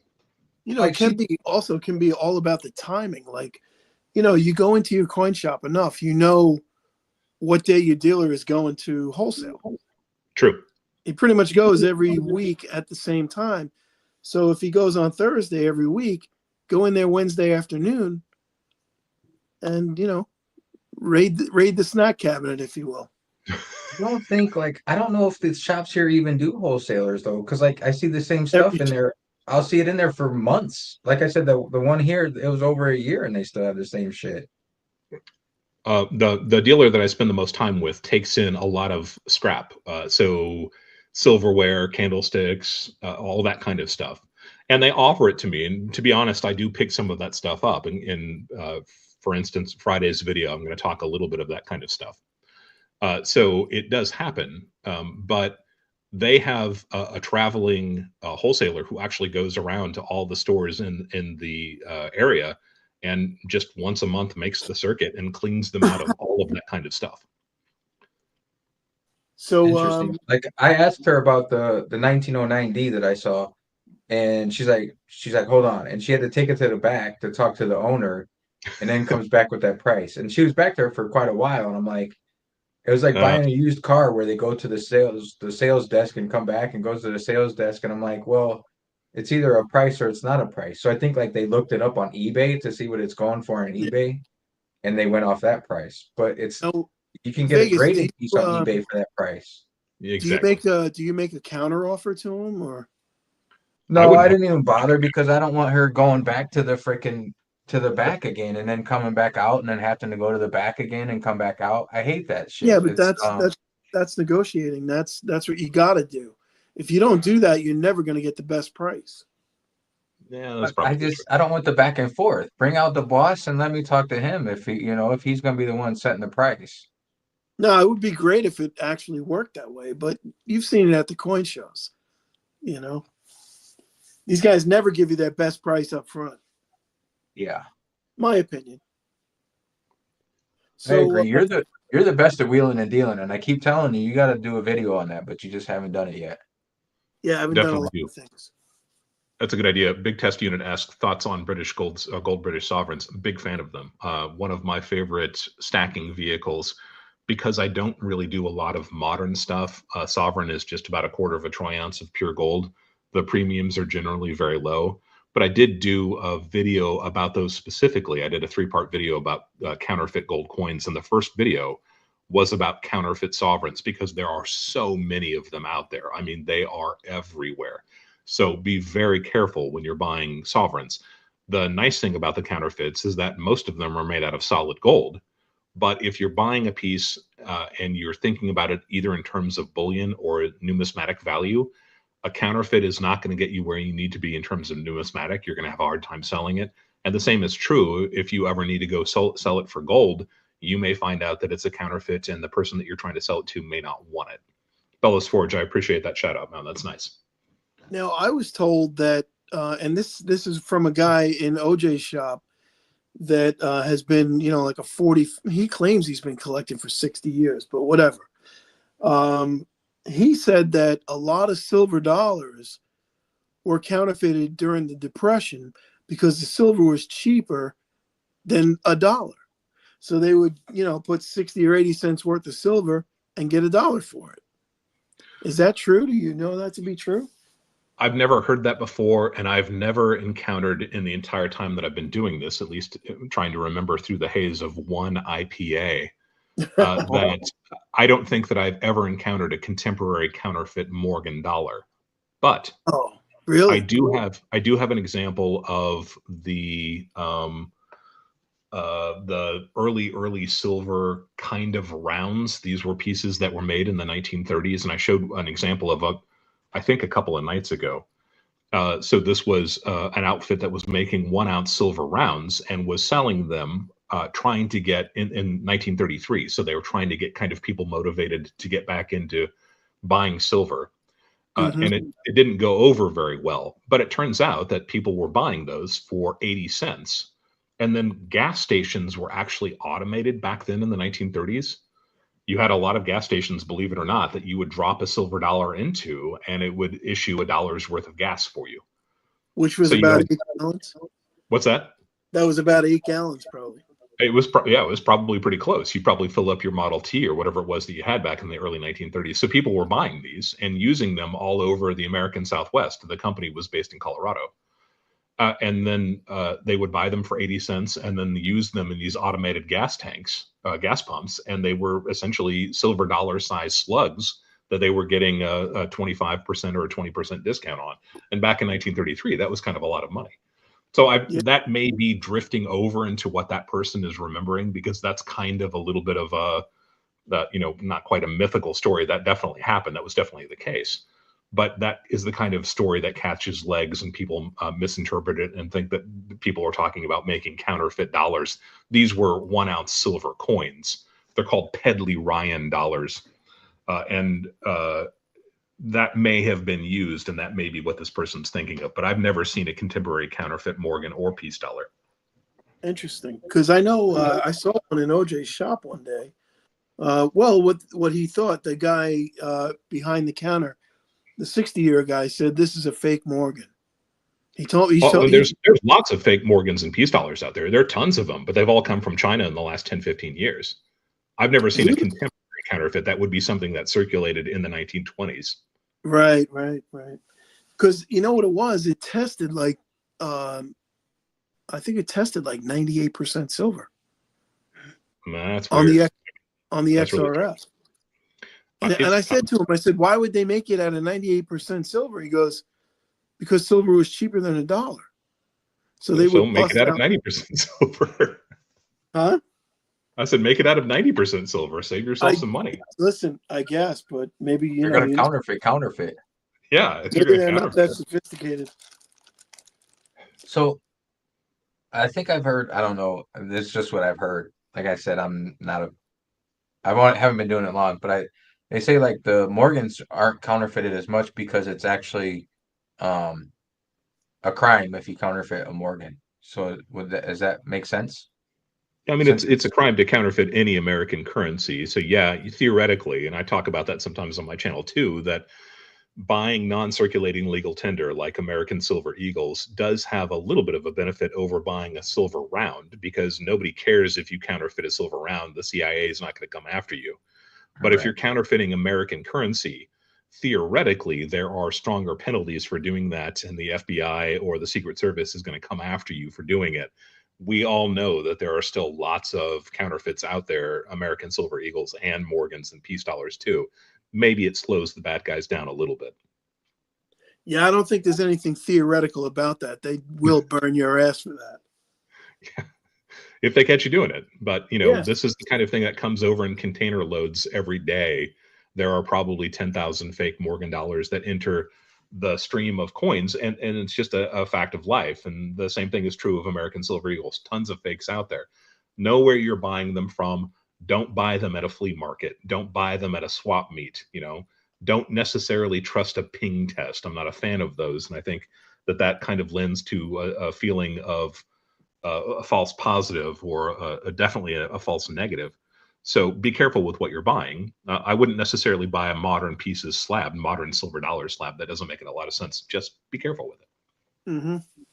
Yeah, I mean, you say that about the flea market, but we have a flea market over here. Got 3-4 dealers in there, and they're the same guys that are at the coin shows too.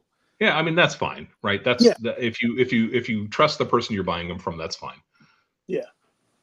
They say gun shows too are a good place, but like I've seen them there, and I'm spending my money on guns, so I'm not really looking at medals when I go there.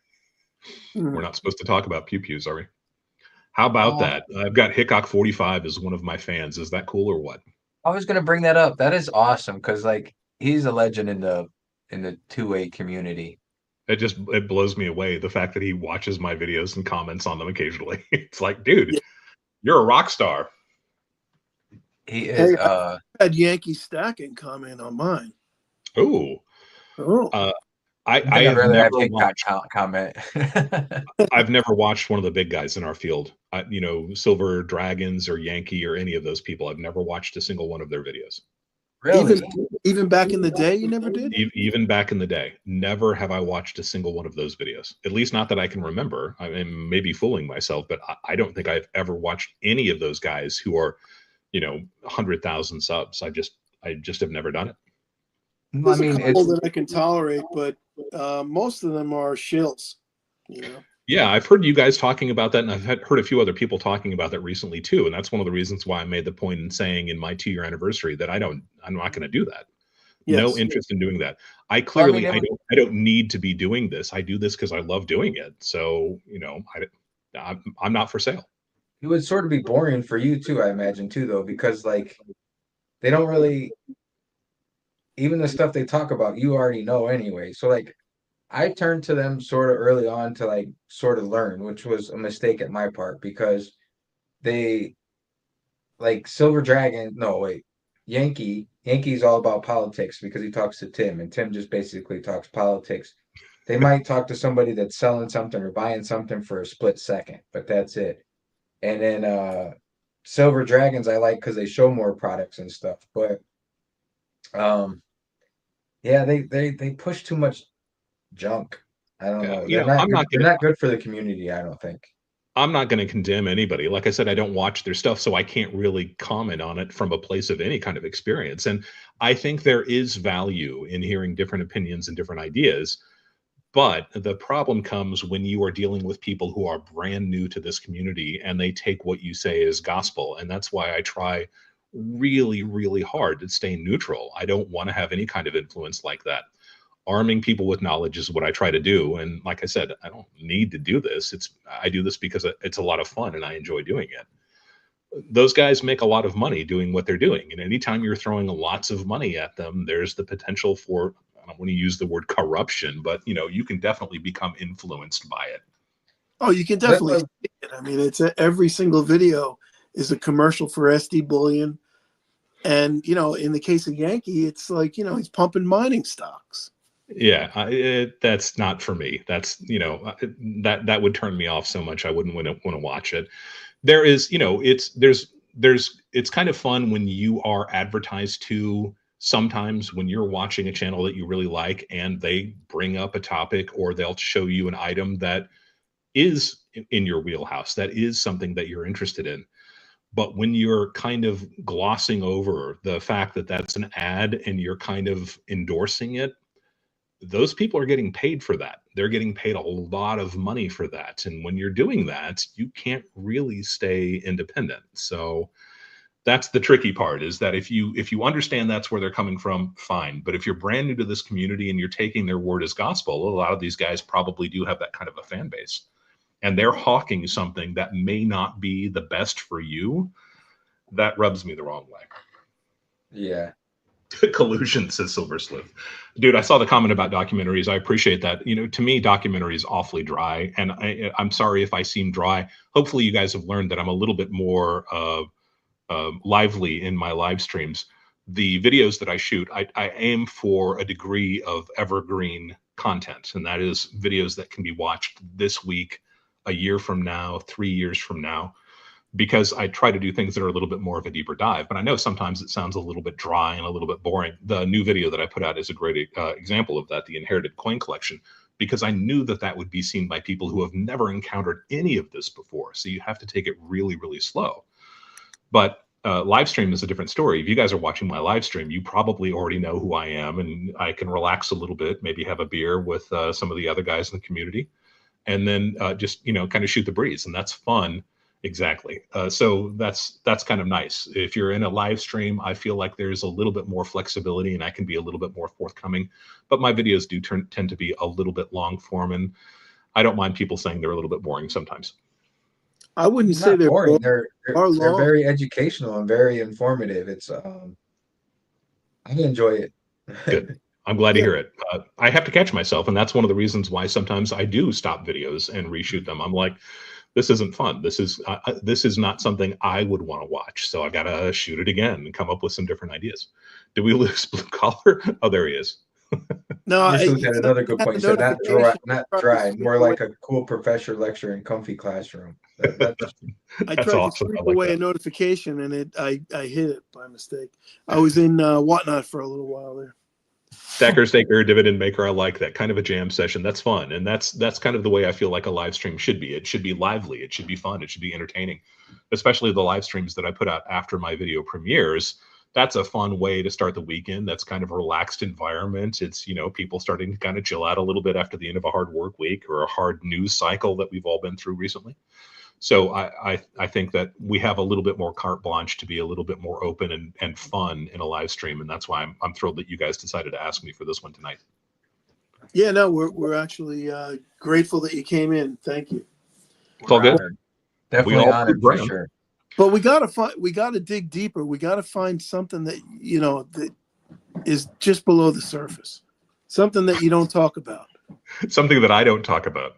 Yeah, you got to give us a nugget. I'll give you something. Okay, so you guys know that I'm a collector of different things. Mm-hmm. You have seen coin collections. You've seen bullion. You've seen 18th century British silver beer mugs. I'm finishing off this beer. You mentioned Stone Roses, and I am a big Stone Roses fan. Mm-hmm. You played Love Spreads, which is a very good song of theirs, one of their best. Listen to Driving South next. That's on the same album. Stone Roses tends to be a little bit hit or miss. They did a lot of Brit pop. Madchester is what that genre is called. So they do a lot of kind of 3-minute long pop songs, but the second album, Second Coming, they do a lot of really heavy bluesy guitar solo stuff, like the song that you played in the short for this live stream. I have a collection of art from my favorite rock artists. So I have paintings by Richard Butler of Psychedelic Furs, the lead singer. Mm-hmm. I have paintings by the guys in Bauhaus and Love and Rockets. And I have a beautiful ink print woodblock that I'm looking at across the room from me now by John Squire, who plays the guitar for Stone Roses. Oh, okay. So you're an art collector, a furniture collector, a precious metals collector. Yeah, pew pew collector. Pew pew collector. What else? I have a favorite author whose works I have collected, and I also have some of the original artwork from the cover art from the books that he wrote. And you're not going to share who it is? Not going to share a word of what that is. Silver Sleuth is right. Mission Oak is a passion. It really is. I like. I was going to say I like big butts, but I better not. I like arts and crafts furniture. That's definitely something that we collect. And I do also collect art pottery a little bit, not quite so much anymore. Don't have a need for it very much anymore. So art pottery was kind of a thing that people collected back in the 20s and 30s and 40s. And there are a couple of makers that go along with the arts and crafts design movement. And I collect all of that stuff too. Copper also. And I'll talk about that in an upcoming video. So musically, right? You said you're into Stone Roses. Yeah. Okay. So I picture you as kind of like a Steely Dan kind of guy. No, I mean, it's not like I'm a hater, but that's not really what I listen to. Honestly, all day long, I listen to the stuff that Long Live Coins plays on his Saturday Spin and Bin. Oh, okay. So you're into like the house music and stuff like that? Yeah, so techno, when I'm doing books and things like that, running books at home, that's the kind of stuff that I do, taking photographs and all the kind of fun things that I get to do all day long. That's the kind of stuff that I listen to. But I like rock, I like hard rock, I like punk rock, I like alternative. So yeah. That's interesting. That's something that I would have never guessed. Yeah, well, I've seen them on long-lived coins before, so I was guessing a little house music in there. Yeah, I mean that kind of stuff. It's really what I listen to most of the day is liquid drum and bass. So that's a really niche area of house or electronic music. But it's, it would probably be the same thing as Muzak that our parents used to listen to. It's not a lot of vocal heavy, lots of dance beats, that kind of thing. And it just makes the day go a little bit faster when I'm doing really, really boring technical stuff. So Pro Dragon Pirate. Like a 90s, like a late 90s vibe? What's that? Like a late 90s vibe, kind of? Maybe a little bit later than that. So 2000s, early 2000s. Yeah, I mean, electronic music is always just a fun thing to listen to. And I I'm gonna listen to guess. harder stuff sometimes too. You know, I listen to Nine Inch Nails and I listen to Front 242 and that kind of thing. And I listen to some Metallica. I got to see Metallica on Injustice with the Cult opening for them. So that kind of stuff is in my background also. But again, I listened to a lot of punk rock when I was in high school, and I still listen to some of it now. Nice. So do you still have a CD player in your vehicle? Silver Sleuth wants to know. No, I drive a pretty new car, and it does not have a CD player. I listen to Sirius XM like all of us probably do now. Hey, my car's a it's working. 2019. I'm a It's got a Pandora CD guy. player in the glove box. Yeah, I don't have anything like that anymore. Bellows Forge says mixing music takes talent. It's basically a form of art, in my opinion. I've heard lots of really bad DJs, but I think LLC is really good at what he does. I mean, he's super underappreciated. Silver Sleuth, Roseville, definitely, man. So I'm guessing that you're closer to my age than Blue Collar's age. I'm probably a lot closer to Blue Collar than he realizes, but I'm not quite as old as he is, I think. All right, Well, I'll tell you how old I am. I'm 59. Yeah, you're an old fart then, man. I'm 45, so. Oh yeah, I'm a lot closer to Blue Collar. A little bit younger than he is, but I'm a lot closer. Oh, Right. okay. All right. So listen, LLC, when are we going to get you out to a coin show? When are we going to get to meet you? like I said, I will probably be out in Vegas between coin shows. There's a reasonable chance I'll be out there in the summertime. So if you're going to come up, you're in Florida, right? I am. So yeah, it's a possibility. I wouldn't bet on it though. You wouldn't recognize me, and it would be a little bit weird. I think you would think it was awkward. You know, I mean, I'm trying to picture what you look like, but it's hard. I'll have a face reveal coming up in a video pretty soon here, but it's not an entire face reveal. It's kind of a weird one. Well, you know who just revealed his face is Stacker Factor, the guy that we had on last Monday. You know, I don't have a problem with it. I know that Pirate Stacker does face reveals and Fish does face reveals, and My Silver Journey does. It's just not. It's not something that I'm really interested in. I think almost that it would distract from what it is that I'm trying to talk about. And you know, metrics will all tell you that if you're going to have your face front and center, people will click on your videos more often. Right. You know, I try to provide the best information that I can, and you either like it or you don't. And having my big face on a video short or thumbnail is not going to make you click on it, I don't think. And you know, it's fine. Other people, if they want to do it, it's all good. It's just not something for me. Well, the only time I ever did a face reveal was on Pirate's video. Pirate's his fun show video. That's nice. Pirate seems like a pretty good guy. We met at the fun show, and I met Silver and Cigars there as well. That's awesome. Yeah, we do a face reveal if I didn't work in the casinos. Bullshit. CIA. Anybody else have any questions? We're at about 9:15, and it's not like I'm trying to run the show here or anything, but I promised the guys that I would try to go for about an hour. My voice is already starting to give out just a little bit. I think the beer helped me a little bit. So if you guys want to keep it going for a few more minutes, that's totally cool. I think you guys usually go a little bit longer than that, right? We usually try and cut it for 2 hours. Yeah, about an hour 50. Okay. We've been trying to do like less than 2 hours because we watch the numbers drop off after 2 hours. People, it starts to dwindle, which is completely understandable. Yeah, it's completely understandable. We always try and keep it entertaining. Sometimes we go longer just because the conversation we just get carried away. You've seen that. Nothing wrong with that. So, Blue Collar, what do you listen to? Vegas, what do you listen to? Well, I say that because I am a Steely Dan guy, but I have wide-ranging. I listen to everything from metal to disco. I'll listen to anything. That's cool. Yeah. Yeah. I'm pretty much anything. Like I grew up in a different area and era than you guys. So like growing up, I listened to everything from like Tupac to 311 to Cake to I mean Metallica, Pantera. I mean it was my CD collection is interesting. My older CDs. It's a lot of there's rap, but then there's hardcore like Pantera, and there's everything in between. Led Zeppelin. No, I mean, it sounds like if you're comparing Sirius channels, that would be the Lithium channel. That's kind of 90s with groups like 311 and a little bit of grunge and a little bit of maybe a little bit of British stuff, but it's really more stuff like 311. Yeah. I do. I listen to a lot of that. Well, I did you know, listen to Lithium a lot with Sirius XM. one of my 311 is awesome. sorry guys, one of my go-to channels on Pandora is Modest Yahoo. Oh, okay. Yeah, A Jewish rapper. yeah, absolutely. And not only do you get him, but you get 311, Sublime, that whole genre. Yeah. There's nothing wrong with that. I like that kind of stuff, and I've got members of my family who all dig that kind of stuff too. So it's kind of cool. Yeah, I really like it. We got some Turning on old a new people, Pantera. Silver Flute, talking about Cream and the Beatles. I don't mind them either. I like the Beatles. I like Cream.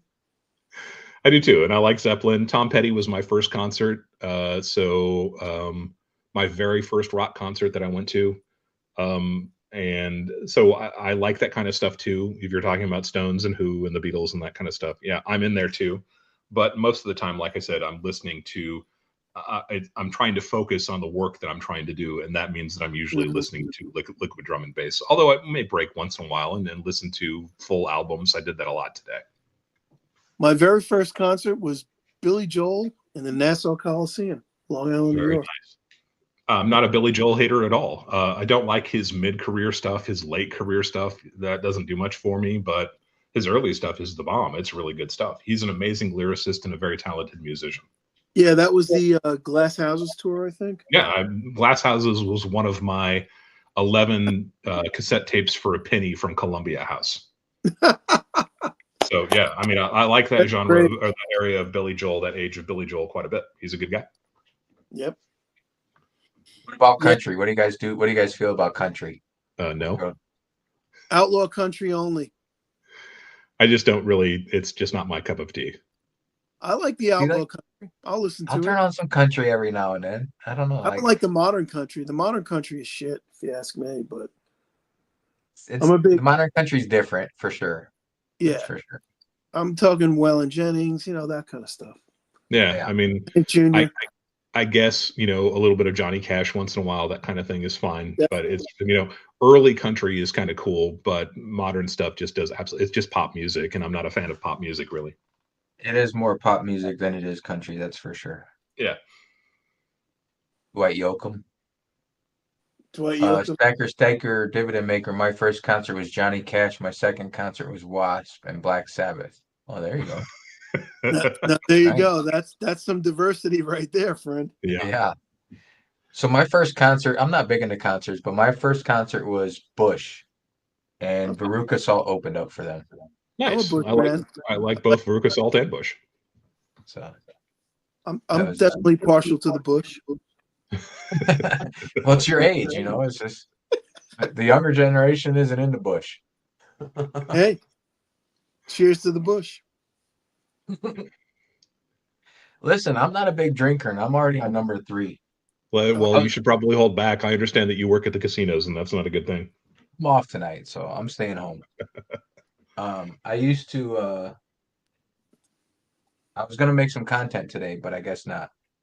LFC says Bush did actually make some content today.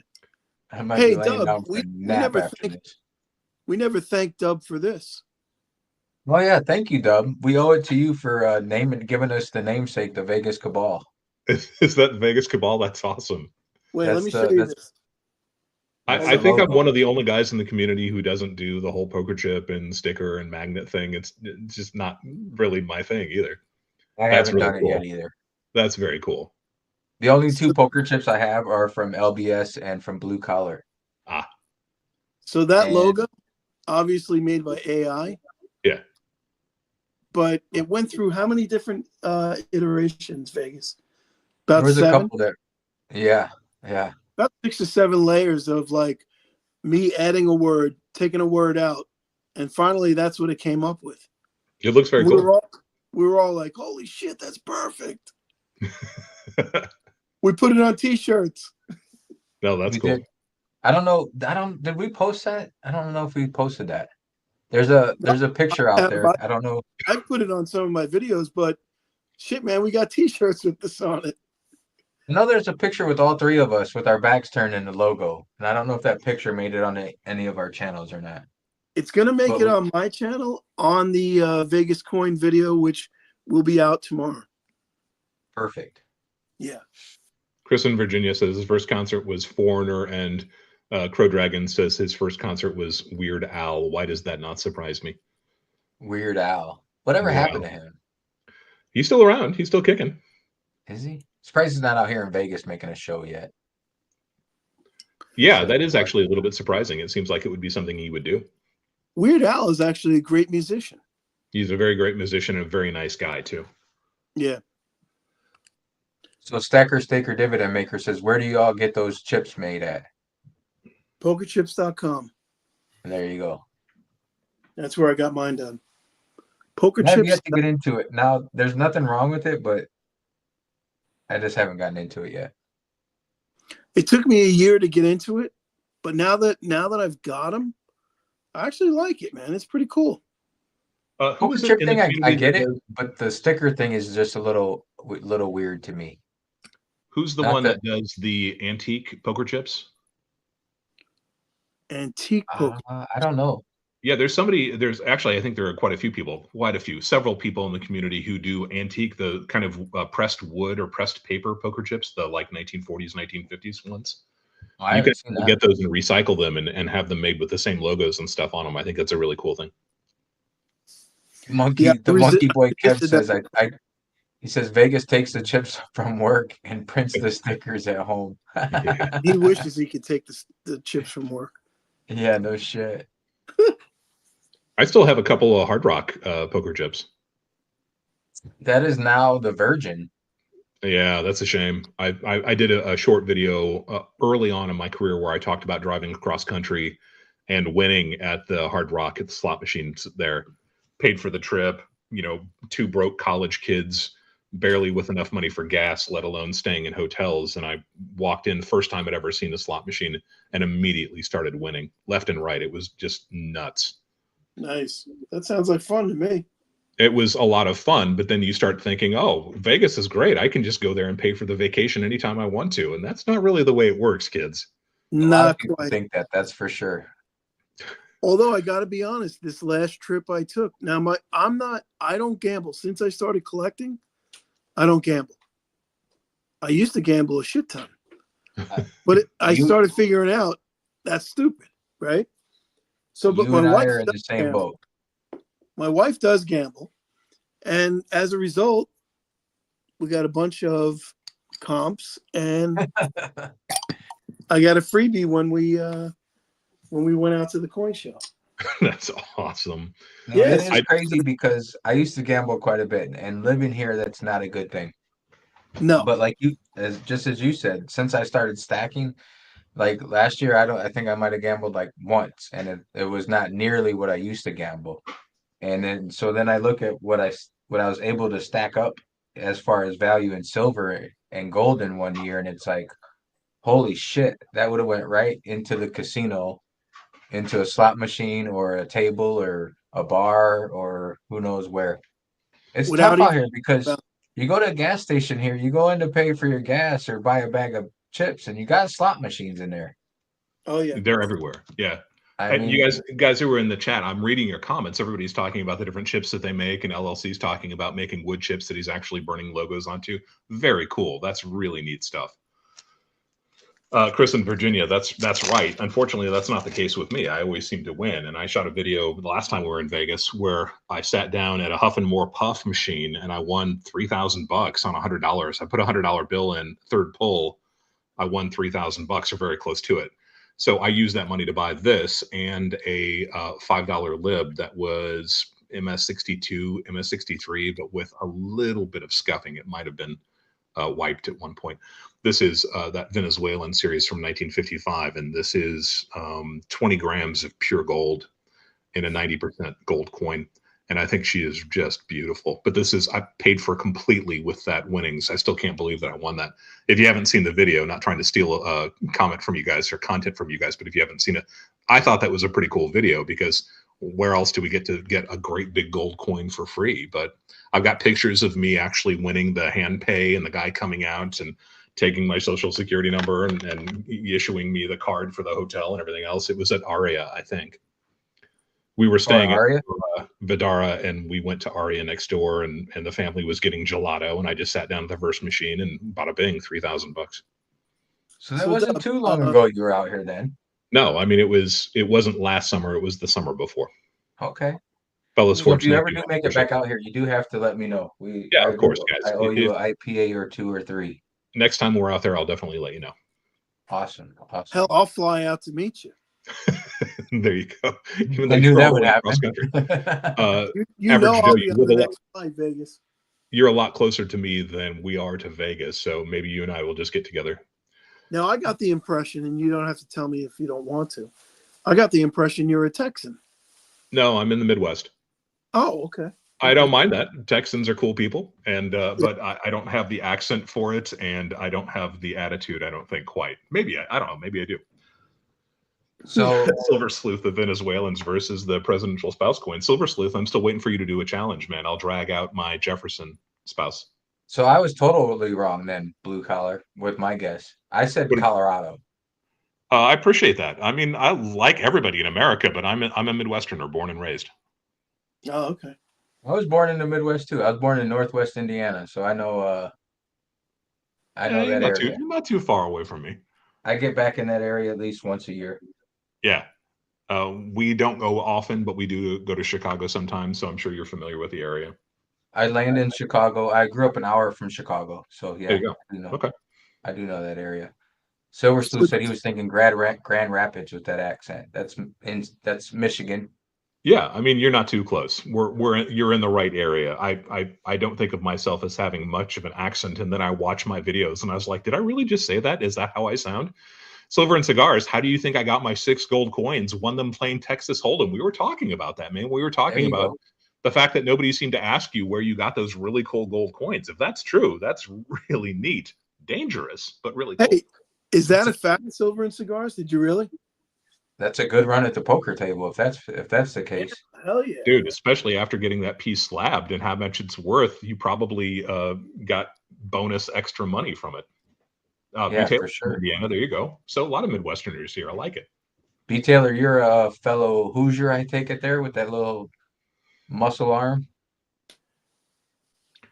I would guess so. So, Dub, you don't play the gold to silver ratio, but what is your gold to silver ratio? I actually calculated it recently, and I can't remember. You know, I've had an IPA, so it may take me a little while. I find that hard to 3 believe. in. You're only 1 in. I think I know. I think it's somewhere around 20 to 1, but I'm not positive. 20 ounces of gold for every ounce of silver? No, 20 ounces of silver for every ounce of gold.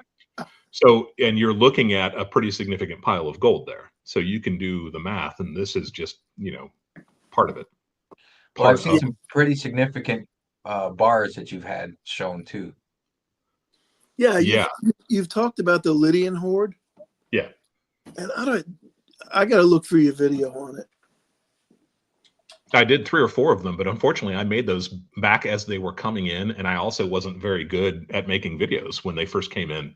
So I don't like watching those videos. I don't watch my own videos very often. Sometimes when I'm on the treadmill in the morning, there's nothing else that I want to watch. I'll watch them and I critique myself, and I'm probably my own worst critic.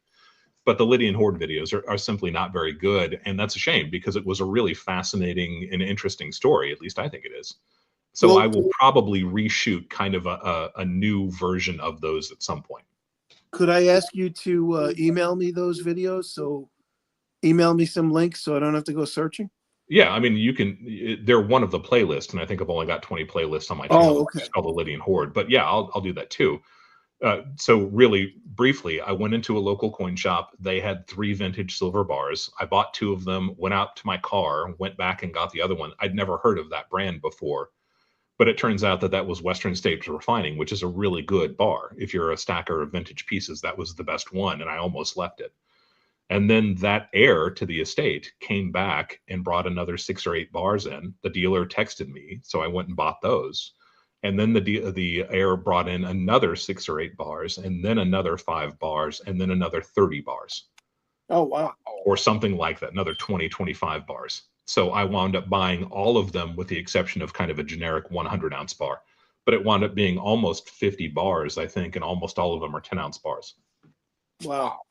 And they're all off. They're not exactly 10 ounce. Or Yeah, these are all 1970s to maybe 1981, very early poured bars from some of the most sought after vintage silver bar makers.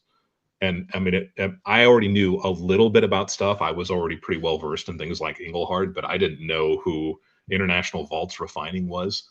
So it's been a fascinating journey, and I'm still studying them right now. And this was a collection that the silver bar community didn't know existed, and a lot of these pieces had never been seen before. And the entire collection had been put away 30 years ago, so nobody had seen it for decades. Mm-hmm. So it's a fascinating story. Like I said, unfortunately, videos are just not very good. I wasn't very good at shooting videos, and you don't know when you buy 3 of them that there's still 45 of them out there. So Right. it didn't unfold very well in terms of video, producing video production. But I'll go back and shoot another video about it. I need to. Mm-hmm. Yeah, because it's I've done a little bit of research trying to, Google about it, but haven't really come up with much. Yeah, there's a lot of very interesting bars out there, and it's all about the sweet spot. There are a lot of very rare bars that there are not enough people who collect, and there are not enough examples out there to make them interesting. And then there are a lot of vintage bars, like Golden Analytical. That's a very common one. There are tons of those bars, and they made them for something like 20 years. They look like an interesting vintage bar, and they are. They're an interesting vintage bar, but they're incredibly common. But then you hit the sweet spot where there are just enough people who want these bars and just few enough that not everybody gets to have them. And that's what the Lydian Hoard was made out of. So this was a really interesting collection. Bellows Forge, I appreciate that, man. I appreciate the fact that anybody's still listening to us at this point, hearing us drone on and on about really uninteresting things, but that's really cool. Hey, we Chris in always Virginia, is your 21 based on weight or actual value? Most use weight. I use value GSR. I like the idea of using value. I get that, but it fluctuates so quickly that I'm not sure that it would really make a lot of sense for me. In this case, it's weight. So roughly, I think 20 ounces of silver per every ounce of gold. I may be completely off. It may be 200 ounces of silver for every ounce of gold, but I don't remember off the top of my head. I'm looking at the pieces right here, trying to figure that out. And this is just a tiny fraction of what I've got. So. Mm-hmm. Dope. When you go into the inheritance thing, it made me think I'll try and make it quick. My grandfather passed away in the early 80s. There was a safe in the my grandmother's basement. They could never get it open. My grandmother passed away probably about 25, 26 years ago. And so my father finally busted open the safe. Well, in the safe were some bags of coins and whatnot. Well, I finally talked my dad into letting me look and see what was in this, what coins he got out of the safe. I was like, hey, I got a channel now. I'm a little more into it, so I wanted to see what he had. And it was like bags of dimes and quarters, pre-60, pre-64 stuff. But it's funny because I was talking to my sister about it. I said, yeah, I finally got to see what came out of that safe. And my sister's like, yeah, it's probably just nothing. It's probably nothing. It's probably just change. And I'm like, yeah, I'm glad you think that, because it's not, but I mean, it just made me think about that, because if my sister were to get that, she'd take it to the bank and get, whatever the value of it was per dime or whatever. Yeah, It's it got happens every day. a gallon-sized bag of probably a quarter of the way full of dimes, and it's not even counting what's rolled up. That's exactly how when you see silver, when people find a silver dime and change, that's how it got back into it. Some kid got a hold of a collection and spent it, or it made its way back into circulation from some estate where people just didn't realize what they had, because you're not finding a 1964 dime in circulation in 2025. That just doesn't happen. A lot of people think that's what happens, but that would never happen. It's been reintroduced from somewhere. Yeah. Average Jane has a question for me. Oh, there it is. Did Dub say where his name came from? My parents gave it to me. That's a silly question. No. So I used to, in the last live stream, maybe the live stream before, we were talking about that a little bit. White Cross was my name on forums like Reddit for many years. And that was just, it has something to do with my family name. And I always thought it was kind of funny, but it wasn't what a lot of people in our community seemed to think it was. They seemed to think it had some kind of a connotation that has nothing to do with who I am. So So once I realized that the people were starting to think that I was not who they thought I was, I decided that I would change it from White Cross to Dub C, which is White Cross, Dub C, WC. right. So that's where the name comes from. Yeah, So and it was all about the ephedra pills. It was about the little White Cross pills that kids did in high school back in the day that gave you a boost, kind of like almost a legal kind of meth, right? Yeah, like truck drivers. Yeah, exactly. That's, and not that I did them very often, but it's, just something that I had encountered, and I always thought it was kind of funny, and it was a way to kind of pay homage to my family name, and it stuck, and that was just what I had used for years. So when I started the video channel, I was like, oh, well, people will probably know me a little bit from places like Reddit with that name, so that's the name I'll use for my channel too. And it never occurred to me that people would think that it meant something that it doesn't mean, and that's why I changed it to Dub C. Gotcha. Yeah. So you wanted to take away that little bit of negative connotation. Yeah, I didn't. And there are probably still people who think that. So, yeah, Bellows Ford just got it. White Cross. Although I spelled it with a Y, WHYTE cross. And in fact, my email address from YouTube is still whitecrossmetals@gmail.com, I think. Yeah, I don't know. It took White Cross to stay awake doing lewds.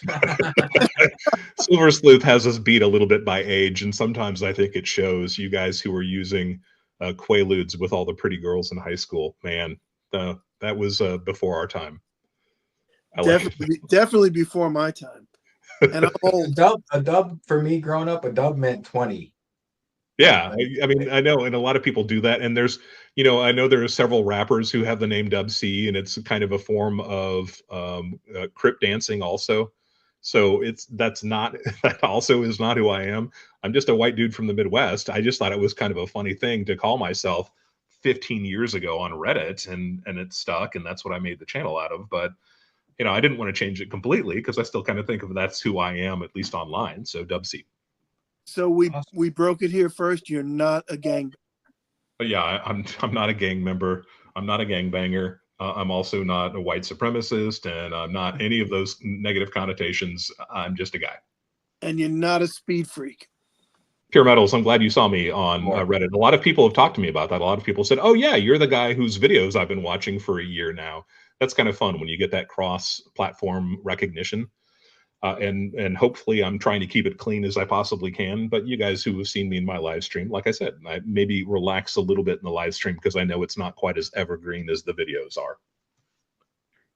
I haven't gotten into the Reddit thing. I looked at PM for sale or whatever you guys were talking about last Saturday or whatever. I've gotten into looking at that a little bit, but that's about it. So my biggest problem with Reddit is the reason that I launched the video channel has a lot to do with Reddit as a platform, because it's a very interesting and engaging platform, but it's also, it disappears instantaneously. You can have the most interesting post ever where people are talking about the most fascinating subject, and in 3 or 4 hours, it'll be gone and you'll never see it again. So the problem is that you have the same people, or you have new people asking the same question. I inherited this silver dollar. Is it worth anything? And you'll see that posted on Reddit 10 times a day for month in, month out, for years and years and years. And it's like, there's got to be a better way to answer this a little bit more definitively, where the answer will be permanent and people can just watch a video about it. And that's why I launched UpC. So there's no way to search and reference. You can, but it's the problem is that when you have to answer that same question 3 times a day on Monday and Tuesday and Wednesday over and over and again, everybody has to start somewhere. Every newbie, we were all newbies once. So it's always going to be a valid question, but it does get frustrating. And when you're trying to learn something or express something that maybe some people don't know, and you have to keep on answering the same question about what's a steel cent, or why does this penny have wheat ears on the back instead of the Lincoln Monument? I mean, it's very slow paced, and it's very oriented towards people who have never seen coins before. There's nothing wrong with that, but that's the case. Yeah, Dub C, I can do a crip walk, and I'm actually better at it than Serena. But You I'd guys, pay to see that, dude. I you would. don't want to see an old white dude doing that. It's just not fun. I would pay to see that. Oh shit. Well, my dog is whining his ass off, so I gotta take care of the pups. I think it's a good time to stop unless you guys want to keep on going. I think with this is 9:40. That's probably later than I thought my voice was going to hang out anyway. All right, so 9:40. 9:40, See, you so know you're East Coast time. you're in Central Time Zone. Yeah, I'm definitely Central. Like I said, I'm a Oh, Midwestern. Central time. I can't do the math. We're zeroing in on you. You would never believe it. I'm probably somebody famous. Wouldn't that be interesting? That would be You are interesting. famous. You're the Dub C. Yeah, I'm you Dub are C. famous. Everybody knows who I am. That's right. Everybody that matters knows who you are. I Well, love your Red Book, man. I you're love not older Gene Red Books. Hackman. It's actually this came from this was my grandparents' book. This That's was the very one cool. I was I telling think you about. B and Becky actually mentioned that too. I think the fact that we've got those older editions in 1968 is a pretty old one. That's really cool. And like I said, I've got a blue book that's a 1946, 1947. I think it kind of straddles both the years. It's in Roman numerals, so it gives both of those years. I'm going to assume that means it's a little bit later. I mean, it's. I was looking through it the other day. It's pretty. It's cool. It's very cool. It's fascinating. And the interesting thing is that all of us who were alive back then or shortly thereafter could have buried ourselves in these pieces, but we didn't. So what does that mean about the prices that are being asked for these pieces now? Yeah. It's It came from my grandparents. That was on their bookshelf, and my dad's like, "Here, take it." I'm like, "Okay, cool. It's mine." That's very cool. I'm not Very gonna cool. Precious metal gangster of knowledge. I like that too. That's pretty fun. I'm going to go ahead and click off, guys, if that's okay with you. Yeah, Yes, absolutely. thank you so much, Dub. We greatly No. appreciate it. You don't know how much this means to us. Thank you, Blue Collar, and thank you for Vegas. It was a lot of fun. I'm glad that this actually finally happened. It was pretty seamless. You know, I thought there would be some burps and issues technically, but this went off pretty well without a hitch. I'd like to say, at least I think it did from my side, at least. Yeah, We are absolutely. And you were we are great. perfecting it. The first couple were shit shows. Oh, this worked out really well. At least I hope everybody who's watching it was entertained tonight. And definitely, if you haven't yet, for some reason, if you're one of my subs and you haven't joined with Blue Collar or Vegas Stacker or LBS, Liberty Bleeds, definitely click on their links and join them too. Silver Sleuth is another one of us. B Taylor is another one of us. I know that LSC Long Live Coins is here. Definitely click on his. Pay attention to his channel. He has some really fascinating guests and plays some amazing music on Saturday nights. So, I mean, take a second, go back through the list, and Bellows Forge, especially for doing all the behind the scenes links and stuff like that. I hope you were able to at least enjoy this a little bit while you were working your tail off. He's always been a great help to us, and we greatly appreciate Bellows and everybody for being here. B Taylor, Long Live Coins, Silver Sleuth, Staker, Dividend Maker, Quiet Observer snuck in here on us. Silver Sleuth, FG Stacker, Bellows Forge, Blue Collar. Of course, he was here. If I missed anybody, I'm sorry. Pure Meadows, of course. Long Live Coins. We greatly appreciate everybody being here. This is usually where Liberty Bleed Silver takes over, but he is busy with family, so we shout outs to him I'm sure he will end up watching this. Shout Thoughts outs and to him prayers as to his mom always. and his family. Absolutely. Oh, Average Jane too. How about that? Definitely Average Jane. I missed that one. Sorry, Average Jane. Sorry, I didn't scroll that far up. Excuse me. I'm sorry. You're included with Average Joe and Blue Collar. You're one. Okay, you got the ring. It makes you one. That's it. This is true. Yes, very true. Oh, Bean Becky So- too. It was a blast, guys. I've got a split. I will see you guys in the streams. I will have information about Friday night's video coming out tomorrow. I will have a short made about that video probably Wednesday or Thursday, and then that video will premiere on Friday night. And I think we'll be going live after that video premiere too. All right. Well, we look forward to it. Thank you so much for coming in. Awesome, We really guys. I appreciate it. And thanks for choosing us first. Appreciate Absolutely. It was a lot of fun. I'll catch you guys later. Night, everybody. Thank you, Dub. Thank you very much. All right, Blue. So that was an awesome stream as always. Yeah, absolutely. Thank you so much, everybody in the chat. It was a great stream. Dub was awesome, as I expected. Cheers to everybody. Cheers. This is number 3, by the way, and it's almost gone. I don't know. I don't know. Well, I haven't drank this much in a long time. So This is number 4 and it's 7.2. So this is like really like number 8. Another Nothing one. wrong with that. We can see. Let's see how shit faced we can get. What do you think? Take shots. Like, hey, if LBS was here, he'd be taking shots. LBS would be doing shots. He's greatly missed, and I'm sure he'll watch this when he gets a chance. Yep. And Hey. man, if I knew how to get to his, I can't find his channel anymore. Oh, come on. I would put his link. Let me Cheers see to if I, LBS. We love you, brother. Hopefully you're LBS. listening. Hopefully your mom's okay. Everything's good. Cheers. Family time is important time. Never neglect your family. Absolutely not. So that's why he hasn't been here. He's been tending to family issues, which is fine, which is good. Sometimes that's what happens, and you have to do that. And yes, staker, dividend maker. The more beers I have, the harder it is to say your name. Positive vibes to him and his family for sure. Thank you. I got to be honest. This torpedo, some pretty good stuff. I got a fairly good buzz on right now. I've had Sierra Nevada before, and it's always good. I think usually it's on tap out here too, which is cool. Thank you, Bellows, for posting Liberty Bleed Silver's link. Appreciate it. Appreciate you posting everybody's link. And for those of you that don't know, B. Taylor will be on next Monday night. We are looking for somebody for Saturday morning. If anybody has Saturday morning with nothing to do, shoot one of us an email and we will get you on.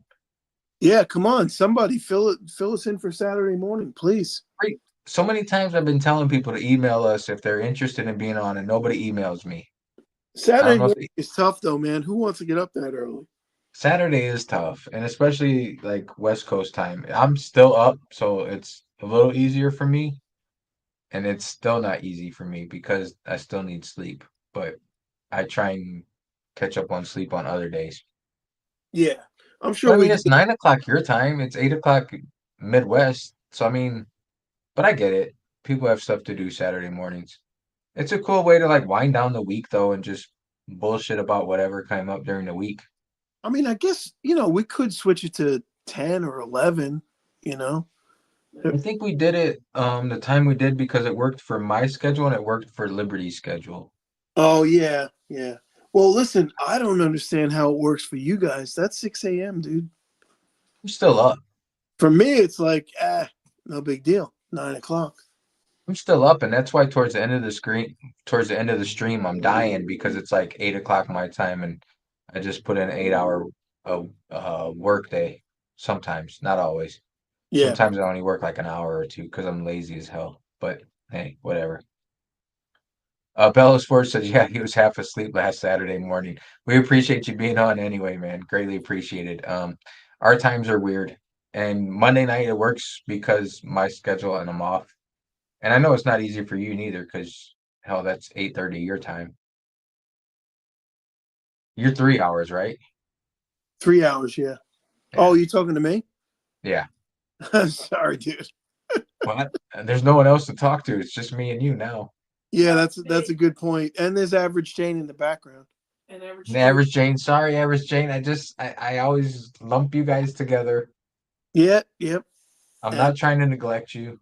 So we had some dog issues today. My dog, her back legs stopped working today. Whoa. So we had to take her to the vet, and they said, "Oh, it's probably neurological." So they gave her some steroids, and we'll see what happens. So if you're out there and you love dogs, throw a prayer up for my dog. Did she get to come home? Average Jane, yeah, she's home. Yeah, she's chilling in the room with me right now. Yeah, hell yeah. That's a good thing. B Taylor says Average Jane with a fist bump. Thanks, BT. We all love our dogs, and we all do anything for our dogs. My dogs have cost me a lot, but luckily when my oldest one was young, I had I was renewing my insurance at work, and they said pet insurance, so I snagged up pet insurance. Oh, really? And it saved me a lot of money. Well, I mean, I might have broken even. because Yeah. it was like $50 a month, and now it's like $100 a month. But he's had 2 ACL surgeries, which were about $7,000 combined, and the insurance kicked that money back to us. So that was fortunate. So Silver Sleuth says, how old is the dog? She's 14. Just about 14. Hmm? You can speak. So Otherwise, Silver Cigar says, where is LBS? LBS is tending to his family. His mother had surgery, so he is where his mother is, I believe, in Washington. So he is there, and he's coming and going from the hospital and his parents' house.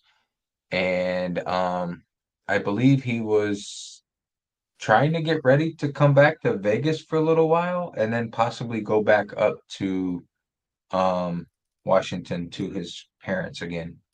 Yeah. I'm actually glad that I got to see him when I was out there, because I was kind of worried about that. He sounded like he was a little, he was definitely, what's the word I'm looking for? He was definitely occupied. His mind was occupied with it. Yeah, he was Rightfully preoccupied, so. but Yeah. he he wouldn't miss a coin show if it wasn't important, and he made the coin show, which was awesome. I know you and I talked about we weren't sure if he was going to make it, but it was great that he did, and I'm sure it helped clear his mind for a little while he was there for sure. Yeah. Yeah. And Yeah. like No, we I said, mean, we definitely we had a great time while we were there. Actually, you know what? The best time I think I had when I was there was when we were moving that freaking poker table. You know, that was it a was just, bitch, man. I cannot lie, that thing was a bitch. it was, but you know what? It was fun. It was like we're working together as a unit, and that's what we got to stay. We're a unit, man. Hey, yeah, I'm not knocking it. It was a good time. We got to hang out outside of a coin show. Because I know coin shows we're running around in each different direction, and we meet up, and then we run around, and then we meet up. Which I Yeah. mean, it's fun in its own right, but I wish uh I really wanted to go to dinner with you guys that night, but Uh, shit I was happens. I was just thinking the exact same thing, but hey, it was Valentine's Day. Obviously, my wife was 2,000 miles away. But LBS and I and his son Sebastian, we all went out and had. We went to this place called Four Kegs. You know the place. I've Uh, Yeah. it's kind of like a dive bar, but honestly, the food was freaking amazing, dude. I Food was think they amazing. I think it's a little chain out here. I think there's a couple of them, and the bar food out here is all good. All the bar foods are good out here. I love Vegas, man. I really do. It's not a I could bad live spot. there. I could live there. I'm But you sure know what? Average Jane could live here too. When I moved to Florida, one of the reasons I moved was because I didn't want to live in one place my whole life. I had been 37 years in New York, and I didn't want to stay in one place for my whole life. The life's too short. You gotta follow your heart. This is my third state I've lived in, and it's not bad. I can't complain. Yeah. So, well, Yep. okay. I gotta take care of these dogs. All right. Do your thing. Thanks So everybody for coming in. Thanks for hanging in there with us. You guys are great. yes, thank you everybody. Thank you. Big thanks to Bellows for dropping links and holding down the chat. Silver Sleuth, thank you for stopping as always. Average Jane, I will not forget about you. FG Stacker, we were talking about your pours earlier. Staker, Stacker, Staker Maker, Dividend Taker. Always appreciate you being here as always. Bellows Forge, B Taylor, we will see you next Monday on stream. Silver Sleuth, greatly appreciate it. PMG showed up here towards the end. If I missed anybody, I am sorry. Chris from Virginia is always here as always. Greatly appreciate him. He's one of my longest followers, I believe. Yep. And don't So I forget, greatly appreciate everybody. next Monday night, don't forget we're gonna have B Taylor, and I know that's gonna be a good show. B Taylor is awesome. If you don't know B Taylor, go check out his channel and subscribe to him. Maybe Bellas Forge can drop a link. we ever have a bad stream, you guys just tell us and let us know what we can do to fix it, and we will. But so far, I don't think we have. We've always kept it pretty entertaining, I believe. We don't always go to the edge, but we try to sometimes. Today we didn't make it to the edge though. We didn't make it to that line. Hey, Silver Staker Dividend Maker. So Amityville, I lived in West Amityville. I grew up there, right by Burner High, Carmen's Mill Road. You know that area? He was from Staten Island. Oh, okay. But he used to ride a bike in Amityville, he said. Yeah, I grew up right in that area. Well, I didn't grow up in that area. Let me reiterate. When I was up to about 7 years old, I was in that area. Nothing wrong with New York. No, listen. It is what it is. I love New York. Go take I lived care. in Jersey for 6 months. That was all I could take. I wouldn't live there again, but the Amityville Horror. They changed that house. The cover of the book with the two quarter circle windows? They took those windows out because too many people knew those windows and they would come by and like take selfies in front of the house. They removed those windows from the house. Oh, that's weird. Yeah. No, it was such you remember the front of the book? Right. It was like a gambrel roof with quarter circle windows. And it was so recognizable, the house, you couldn't miss it. So the people actually renovated the house, took those windows out so people wouldn't be stopping in the street taking pictures. I don't blame them. Shit. I don't know what taking pictures of me. That was a real thing. That story, that was actually that guy Ronald DeFeo, actually literally unalived, if you will, his whole family, 5 people. That's nuts. Yeah, tell me about it. It was a sick story. That was in the early 70s. Okay, I do have to run. My pup On is that note, let's say goodnight. he's whining his ass off back here, driving me nuts. I don't know if you guys can hear him, but he's back here whining like a. No. You All right. wanna Well, say hi to listen, thanks again, everybody, for coming in. Thank you very much, Sierra Nevada, for getting me shit-faced tonight. everything? Yes, I'd like to thank Peroni. Maybe they can sponsor the stream someday. Maybe. All right. Good night, everybody. Good night, everybody. Catch you on the flip side. Thank you. Average Joe out. Average Joe out. Later.